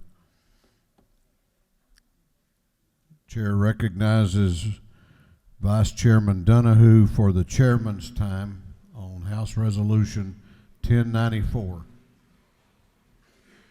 Thank you, Mr. Speaker. I would like to give the opportunity for Chairman Fleming to take the rest of my time, please, sir. Gentleman has that right. The chair recognizes Chairman Fleming for the balance of the chairman's time. Thank you, Mr. Speaker, and thank you, Vice Chairman, for allowing me to speak to this issue. I admire the two representatives that were in the well previous to me. Representative Howard, because he's a friend. We just disagree on this. I admire Representative Trammell because he's clever. But I'm going to try to explain to you what I think is really going on here, because I don't think it was how it was characterized. I wasn't sure exactly how I was going to explain this to you, but Representative Howard gave me an idea in his remarks. He asked you to check your heart. So I'm going to ask you to check your heart and explain to you what's going on here. Ladies and gentlemen, you before in this House have unanimously voted to help our first responders. You have voted to help firemen, you have voted to help policemen, and that is pretty much what you're about to vote on here in a second. And I'm going to ask you to vote to help firemen, and I'm going to ask you to vote to help policemen, and I'm going to explain to you how you can do that. As I understand it, there is no location in the nation that helps the recovery process of firemen and policemen that have been through a traumatic event. If you're a police officer and you come upon a murder scene and you see 2 or 3 people who have been killed and blood everywhere, it has an effect on you. If you are a fireman and you have to pull a family out of a burning house and one of them happens to be a small baby, it has an effect on you, particularly when they die in your arms, which happens to EMTs sometimes. That is the purpose of this facility in Augusta, and it will be, as we know, the first in the nation to help those kind of people recover when they are suffering from these problems. I heard one of these policemen talk. He had to pull his gun one time and use it, and he took a life, but he saved several others. He could not deal with what happened, and he had nightmares, and he finally turned to the bottle. He became an alcoholic because he had nowhere to go for proper treatment, and he is now sober and on the straight and narrow, but he testified how useful these locations are. So I'm going to ask you to check your heart in a minute and vote to allow this bill to move forward, because you will make that center possible in the Augusta area. But here's the other thing I want to explain to you. I believe you have been given the impression this morning that you're going to make the decision on whether or not this treatment center will be in Augusta. You're not. The final say-so will be with the Augusta-Richmond County Board of Commissioners. The local government will make the decision in a zoning decision that will be voted on in a couple of 3 months from now as to whether or not this facility will be there. Here's what you're doing. All you're doing is allowing one of the objections that has been brought forward to be resolved. Now, I believe, unfortunately, some of the opponents of this don't want you to resolve that objection. And here's what it is. Right now, the access to this 20-acre lot, which was a former covenant, nunnery, is through a neighborhood. If you vote yes for this easement, you will allow a different entrance that will not affect the neighborhood. They'll close that off as the plan. And the ingress and egress to this very valuable facility will be across the campus of Augusta Tech University, and they have agreed to this. That's why it's in this bill. We regularly give easements across state property when there is a good reason to do so. And although I do not live in Athens, Georgia, if there was something in this bill to give an easement across the property of the University of Georgia and it was for a good easement, I'd vote for it. Although I do not live in West Georgia, if I had something that was an easement across Columbus University, I'd vote for it, or any other technical school or university in this state, because we, the state legislature, have to, by law, make those decisions to allow things to go forward. So all you're doing is allowing for an opportunity to get rid of one objection, and the Augusta-Richmond County Commission will make the final decision on this. Ladies and gentlemen, helping our firefighters, our first responders, and our policemen when they need it the most is worth you voting yes on this, because once again, you're not going to be the final arbiter. The Augusta-Richmond County Commission will have local control, and they will make this decision. And I fear the problem is some people are worried they may vote yes to allow this to go forward, and they're hoping they can sabotage that by getting you to vote no now. Support this facility, support this bill, because it not only makes sense for those first responders, it makes sense for us to help them when we can, and this is one of those opportunities. Thank you, Mr. Speaker. I yield the well. You have questions if you care to yield. I will yield. Chair recognizes Chairman Martin to your right for a question. Gentleman yield. Yes, sir. Isn't it true that if we fail to pass this, we are in fact taking options from the Richmond Zoning Authority off the table? You are correct in your statement. We will be making it impossible for them to resolve one of the requests that it has been given to us to allow this facility to go forward. Further yield for one more, please. Yes, sir. So in fact, if we fail to pass this, we are in fact injecting ourselves into the zoning matter, are we not? The gentleman is exactly correct. We would be taking a stance, and I use the word sabotage. We would be throwing a big monkey wrench into the process and helping the people trying to stop this, unfortunately. Thank you, man. Do you further yield? Yes, sir, I'll yield. Chair recognizes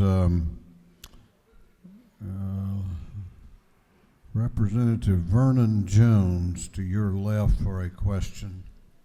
Would the gentleman yield, please? Absolutely. Is it not true that I would know a little bit about local government? I heard you served one time somewhere. Maybe 2 times. Isn't it yes, true sir. that The gentleman does understand local government. Yes. I agree. Isn't it true that the 20 acres or the 20-acre lot that you reference is private property? The 20-acre lot, is best of my knowledge, could be held by a nonprofit, but I think one could describe it as private property, yes. Because it's not government property. Isn't that not true? At this point, I do not believe it is. No, sir. Isn't it further true that the easement, if it's given, will allow that private property to be developed? No, sir. It would not allow that property to be developed. The private property and the zoning will be a recovery center for first responders, not anything else. So that's part of the zoning. Is it not true that if it is zoned, what you just said is zoned as, that the local commission can rezone that property to a different zoning that would require or would allow private development? Not only can they do that, but you know that you could have done that when you were CEO of DeKalb County if you got the vote. A local government can rezone anything they want to any kind of zoning they want, generally speaking. That is every district we have around this state. Isn't it further true, would the gentleman further yield? Absolutely. Isn't it further true, though, if the community from that area did not want that zoning to go through, that elected official will realize that they didn't treat a coon, they treat a bobcat, and they will back off? You are absolutely correct. The final decision, once again, on this issue of rezoning, which has to happen for this center of treatment to go forward, is going to be made by the Augusta-Richmond County government. Even if you vote yes today, you are not making the final decision on this. That will be a local control issue, and I appreciate the gentleman helping me in pointing that out.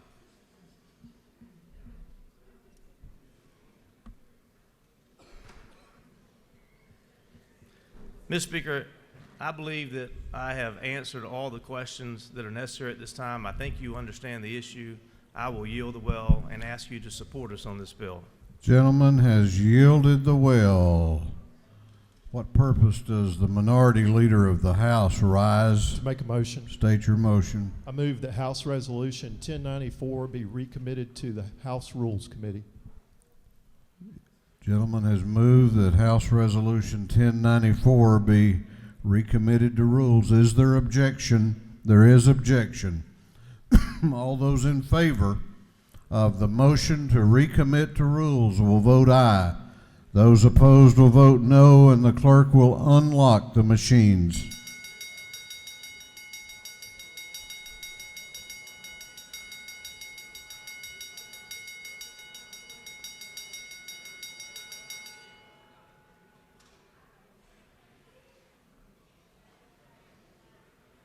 Have all members voted? Have all members voted? If so, the clerk will lock the machine on the gentleman's motion to recommit to the Rules Committee. The ayes are 70, the nays are 98. The motion has failed. The previous question had been ordered. Is there any objection to withdrawing the committee substitute? The chair hears none. The committee substitute is withdrawn. Is there any objection to adopting the substitute offered by the Committee on Rules? The chair hears none. The Rules Committee substitute is adopted. Is there any objection to agreeing to the report of the committee, which was favorable to the adoption of the resolution? The chair hears none. The report of the committee is agreed to. Shall this resolution now be adopted? All those in favor of the adoption of House Resolution 1094 will vote aye. Those opposed will vote no, and the clerk will unlock the machines.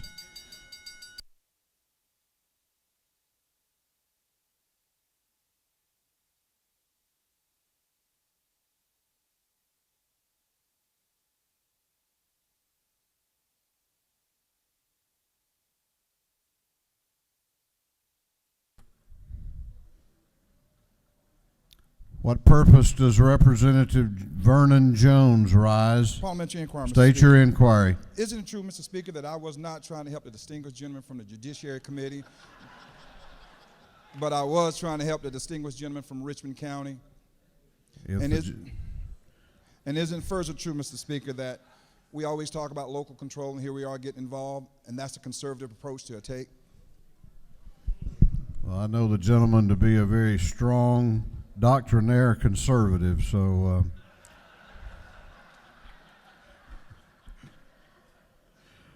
have all those in favor of the bill are voting aye. Those opposed are voting no. Have all members voted? Have all members voted? If so, the clerk will lock the machine on the motion, or on the adoption of House Resolution 1094. The ayes are 97, the nays are 71. This resolution, having received the requisite constitutional majority, is therefore adopted. What purpose does the minority leader of the House rise? Mr. Speaker, I rise to serve notice under Rule 143 of an intent to move for reconsideration at the appropriate time. Gentleman has that right, and I think the appropriate time would be tomorrow or the next legislative day. Okay. Clerk will read the caption to House Bill 885. House Bill 885 by Representative Petrie of the 166th, Fleming, 121st, and others, to be entitled an act to amend Code Section 42.536 of the Official Code of Georgia annotated relating to confidentiality of information supplied by inmates, penalties for breach, classified nature, department investigation reports, and confidentiality of certain identifying information. This bill then referred to the Committee on Judiciary Non-Civil. That committee recommends that this bill do pass by committee substitute. Chair recognizes Chairman Petrie to present the bill.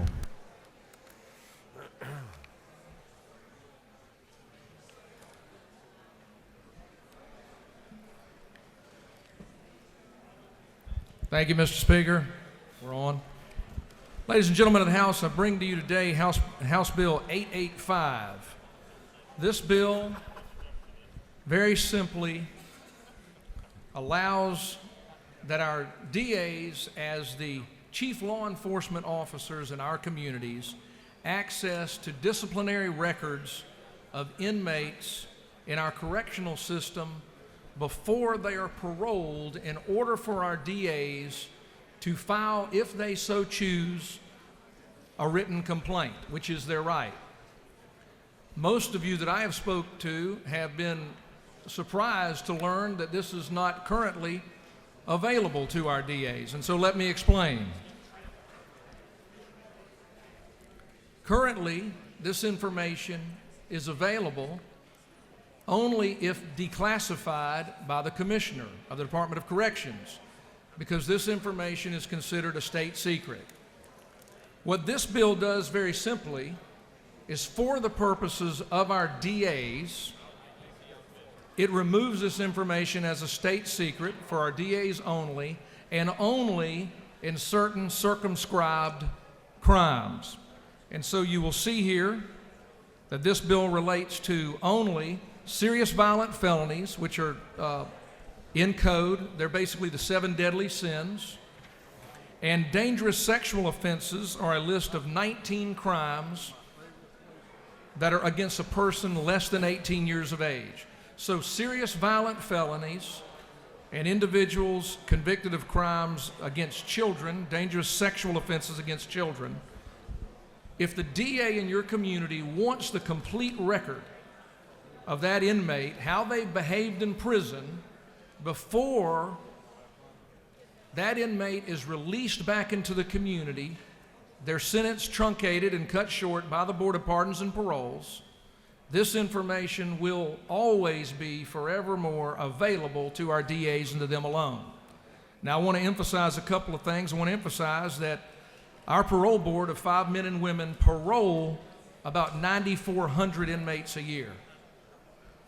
Most of those are violent because our prisons are increasingly filled with violent criminals because of the great job we've done of keeping nonviolent criminals out of the system. And so it seems to me that we all would want our DAs to be backup, if you will, looking at this information to be able to at least make a petition or an objection if they so choose. The final piece of this bill, I want you to notice this information is only available to our DAs, and we've actually got a misdemeanor offense if it's shared. It is not available to the public. They cannot share it. And in order to get everyone's support on the committee, we actually made them guilty of a misdemeanor if they choose to do so. Mr. Speaker, that is, I think and hope, a pretty thorough description of the bill, but I'm glad to take any questions if there are any. You do not appear to have any questions. Thank I'm you, sorry, sir. you do have a question. I yield. Do you yield? Yes, Chair sir. recognizes Chairman Powell to your right for a question. Well, the gentleman yield. Yes, sir. I understand what you're wanting to do, and I have some concern, a little bit of concern to this, because a lot of this is private information that could put some of these inmates, former inmates that's been paroled out, possibly by releasing confidential information. And some of that confidential information I'm concerned about is, say, a inmate had given evidence to DOC officials about gang violence, something that is running absolute rampant in the correctional system today. And if they have to go through all of this to turn this over to a DA, could not the DAs possibly misuse this information per se to say, former inmate, we see that you have outed out gang members, so we want you to start outing out folks and puts them back in the same criminal situation. Do you not have any concerns with that, sir? No, sir, I don't have any of those concerns because we met with the Board of Pardons and Paroles and the Department of Corrections. All of this information will be redacted to the degree necessary to make sure that we protect the issues that you've raised. And again, this information must remain confidential. I get your question is, what if the DA refuses to honor that? But the information, when it comes from Department of Corrections, and by the way, I want to emphasize something, summaries are already going to DAs when they ask for it, and all of this is only upon request. But the Department of Corrections will redact that record to the degree necessary to protect any witnesses, informants, or anything of that nature. Thank you. You have one more question if you care to yield. Yes, sir, I'll yield, Mr. Speaker. Chair One more. recognizes Chairman Werkheiser to your left for a question. Thank you, Mr. Speaker, and will the gentleman yield? I yield. I think the past chairman of the public safety kind of beat me to it, but I guess my question, it was maybe part of your answer. Sir, are you unequivocally stating that the Department of Corrections and the Department of Pardon and Paroles is in favor of this bill? I can tell you that Pardons and Paroles is in favor of this bill, Prosecuting Attorneys' Council is in favor of this bill, and the Department of Corrections did not object to this bill, is the best way I would describe it. Okay, I appreciate in any way in committee. Okay, I appreciate your work. No further questions. Thank you, Mr. Speaker. I yield the well. Is there any objection to the previous question being ordered? The chair hears none. The previous question is ordered. Is there any objection to adopting the committee substitute? The chair hears none. The committee substitute is adopted. Is there any objection to agreeing to the report of the committee, which was favorable to the passage of the bill? The chair hears none. The report of the committee is agreed to. Shall this bill now pass? All those in favor of the passage of House Bill 885 will vote aye. Those opposed will vote no, and the clerk will unlock the machines.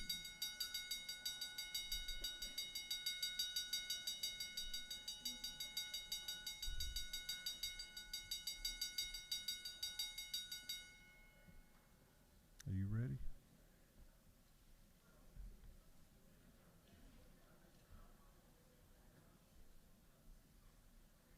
Have all members voted? Have all members voted? If so, the clerk will lock the machines. On the passage of House Bill 885, the ayes are 108, the nays are 57. This bill, having received the requisite constitutional majority, is therefore passed. The clerk will read the caption to House Bill 855. House Bill 855 by Representative Wiedauer of the 119th and others, to be entitled an act to amend Part 3 of Article 6 of Chapter 2 of Title 20 of the Official Code of Georgia annotated relating to educational programs so as to direct the State Board of Education to determine eligibility criteria for foster care students. This bill I refer to the Committee on Education. That committee recommends that this bill do pass by committee substitute.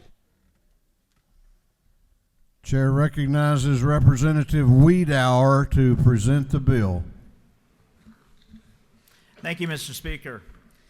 Colleagues, today I bring you House Bill 855. The best analogy of this bill that I can give is that of the linden tree. You see, with a linden tree, there's so much more underground than there is above. the tree has an extensive root system, the health of which is paramount to its far-reaching effects. But should this root system be exposed and not nurtured properly, the linden tree will die. This is a fitting example of the uprooting of a child and being placed into the foster care system.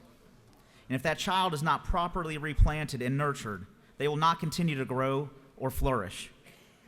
Uprooting trees may vary in the tools that are needed to be replanted, but all of them will require tools. Which brings me to the focus of this bill.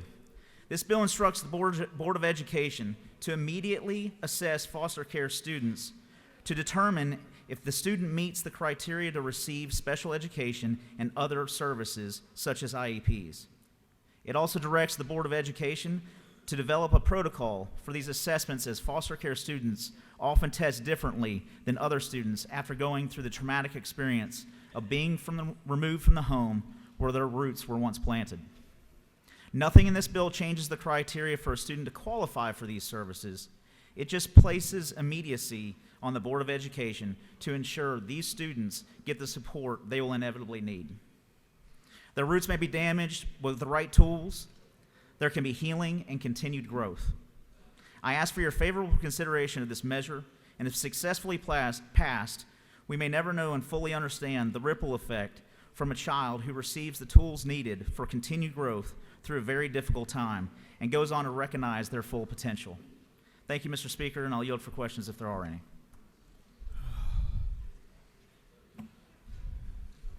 Excellent presentation, by the way. You do have a couple of questions if you care to yield. I'll take one or two. Chair recognizes Representative Prince to your left for a question. Does the gentleman yield? I do. Is it not true that yourself do not have foster children? Yeah, the gentleman is correct. So it is also true that this would be some form of doing for, not for thyself, but for others? The gentleman is correct. As I've learned through the masterful work of Sartor Resartus, we should not exist for ourselves, but for others. Do you further yield? I'll yield for one more. Chair recognizes Representative Oliver to your left for a question. Does the gentleman yield? I do. Thank you, sir, for bringing this bill. Isn't it true, sir, that perhaps our biggest failure for foster care children is the failure to provide them with an adequate education? That is, I believe, the And the woman federal law entitles them to an individual educational plan, and we are not in full compliance with that entitlement those children deserve. I would also agree with that. Thank you. Thank you. Mr. Speaker, I yield the well. Gentleman has yielded the well. Is there any objection to the previous question being ordered? The chair hears none. The previous question is ordered. Is there any objection to adopting the committee substitute? The chair hears none. The committee substitute is adopted. Is there any objection to agreeing to the report of the committee which was favorable to the passage of the bill? The chair hears none. The report of the committee is agreed to. Shall this bill now pass? All those in favor of the passage of House Bill 855 will vote aye. Those opposed will vote no, and the clerk will unlock the machines.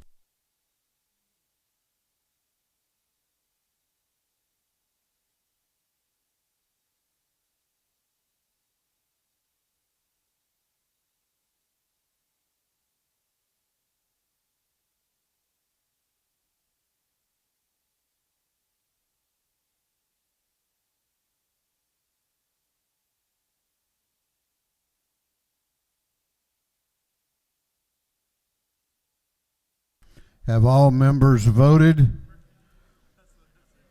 Have all members voted? If so, the clerk will lock the machine on the passage of House Bill 855. The ayes are 166, the nays are 0. This bill, having received the requisite constitutional majority, is therefore passed.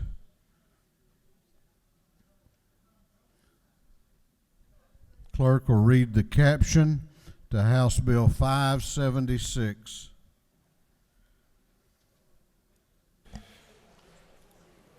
House Bill 576 by Representative Williams, the 145th and others, to be entitled an act to amend Title 15 of the Official Code of Georgia annotated relating to courts so as to provide for the distribution priority of partial payments of fines, bond forfeitures, and costs. This bill having referred to the Committee on Judiciary and Non-Civil, that committee recommends that this bill do pass by committee substitute. Chair recognizes Representative Rick Williams to present the bill. Thank you, Mr. Speaker. Ladies and gentlemen, come before you with House Bill 576.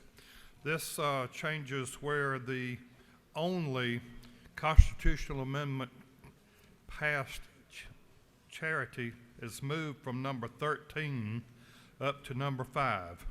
This charity very rarely receives any money at all, and it's very, this is something that everybody was on board with, the peace officers, sheriff's retirement. Doesn't affect any of that. It just moves this bill up. I'll take any questions, Mr. Speaker. You do not have any questions. I'll yield the will. Thank you for your consideration. Thank you. Is there any objection to the previous question being ordered? The chair hears none. The previous question is ordered. Is there any objection to adopting the committee substitute? The chair hears none. The committee substitute is adopted. Is there any objection to agreeing to the report of the committee, which was favorable to the passage of the bill? The chair hears none. The report of the committee is agreed to. Shall this bill now pass? All those in favor of the passage of the bill will vote aye. Those opposed will vote no, and the clerk will unlock the machines.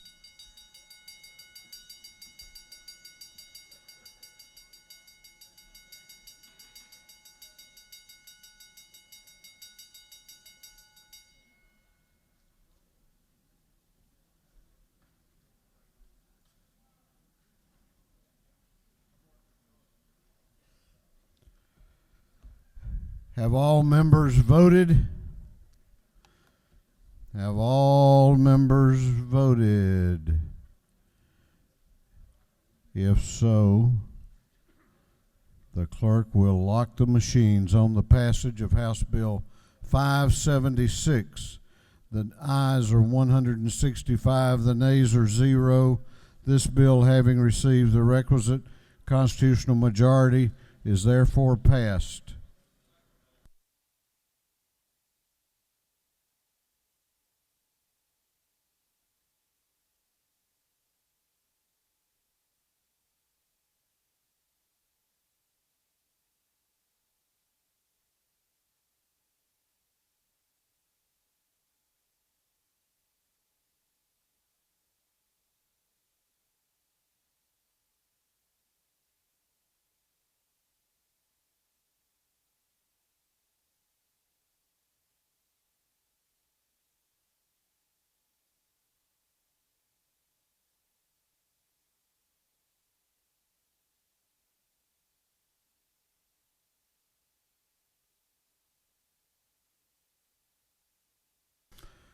For what purpose does Representative Momtahan rise?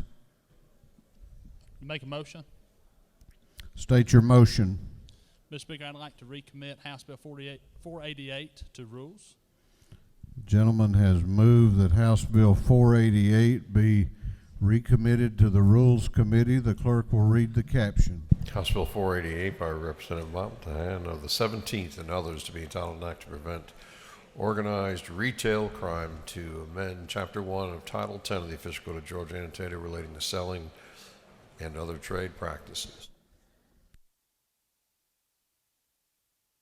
On the gentleman's motion that House Bill 488 be recommitted to the Rules Committee, is there objection? Is there objection? The chair hears none, and the bill has been recommitted to the Rules Committee. Chair wants to announce that House Bill 641 will be postponed until the next legislative day. That's House Bill 641.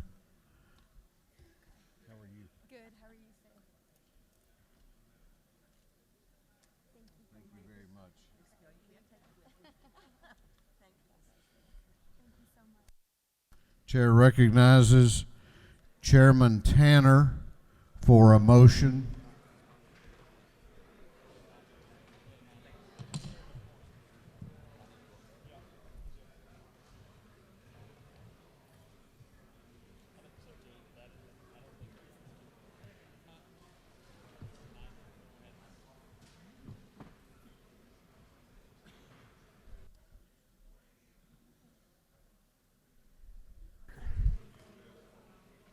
Mr. Speaker, on Senate Bill 68, I move that this House adhere and appoint a conference committee.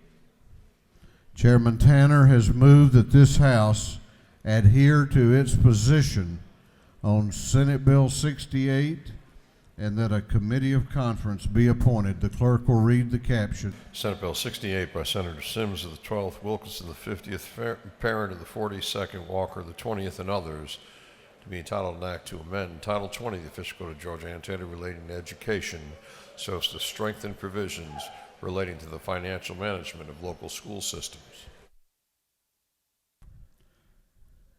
On the gentleman's motion that this House adhere to its position on Senate Bill 68 and that a committee of conference be appointed, is there objection?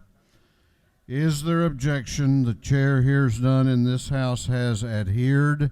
The chair appoints as a committee of conference Representative Tanner of the 9th, Representative Jaspers of the 11th, and Representative Stovall of the 74th.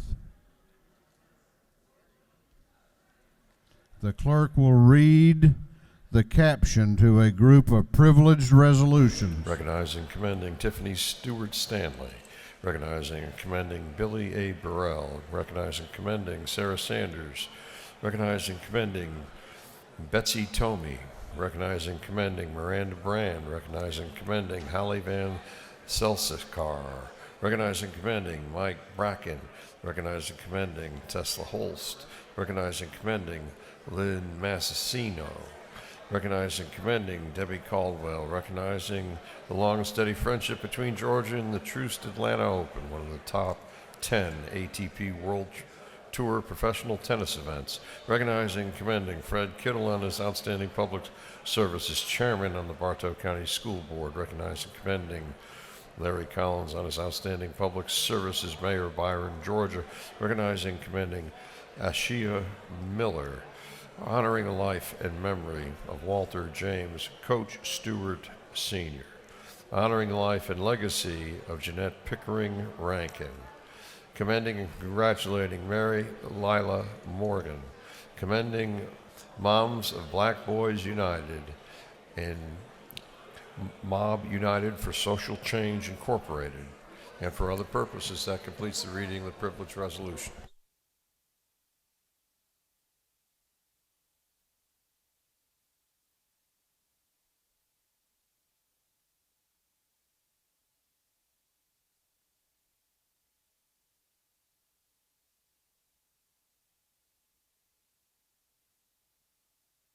Is there any objection to adopting the privilege resolutions? The chair hears none, and the resolutions are adopted.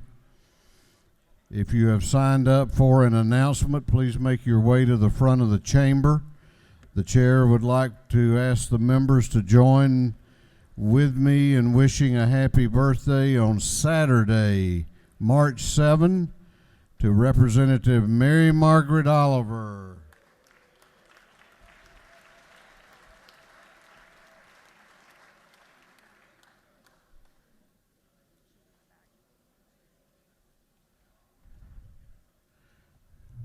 We're going on now to announcements. The chair recognizes Chairman Corbett for an announcement.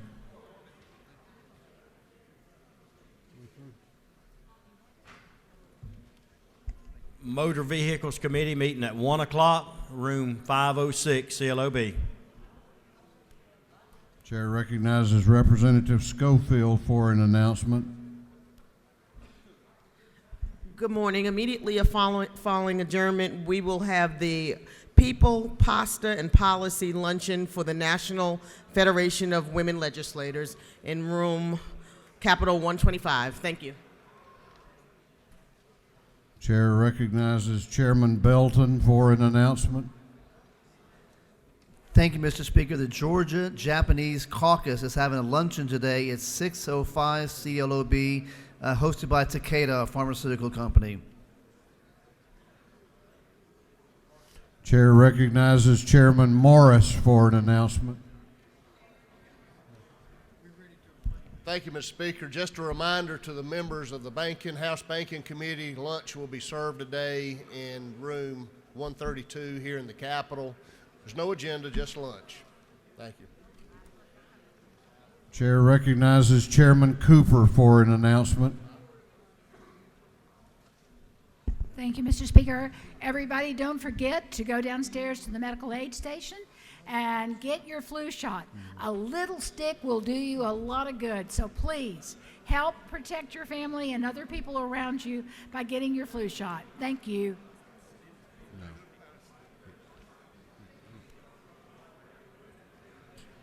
Chair recognizes Representative Buckner for an announcement.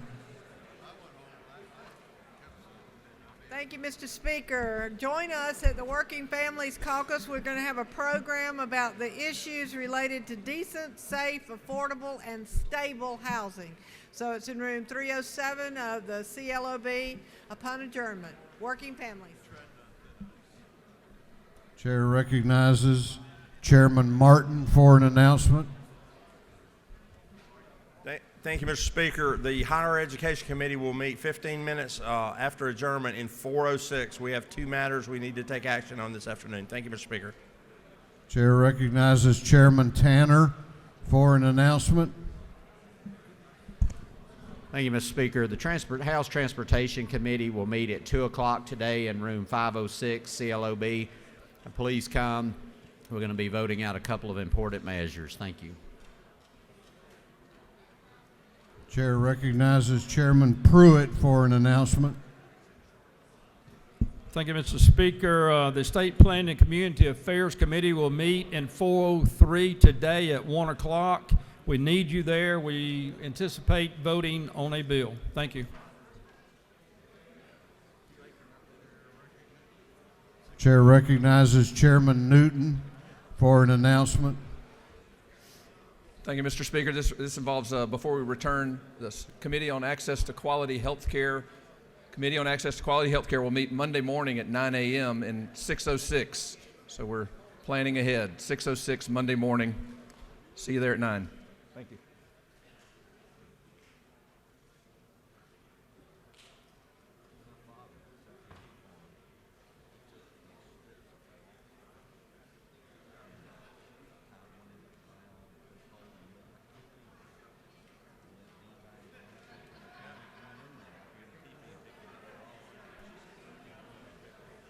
That completes our announcements. That completes the announcements. Listen up to the leader's motion now.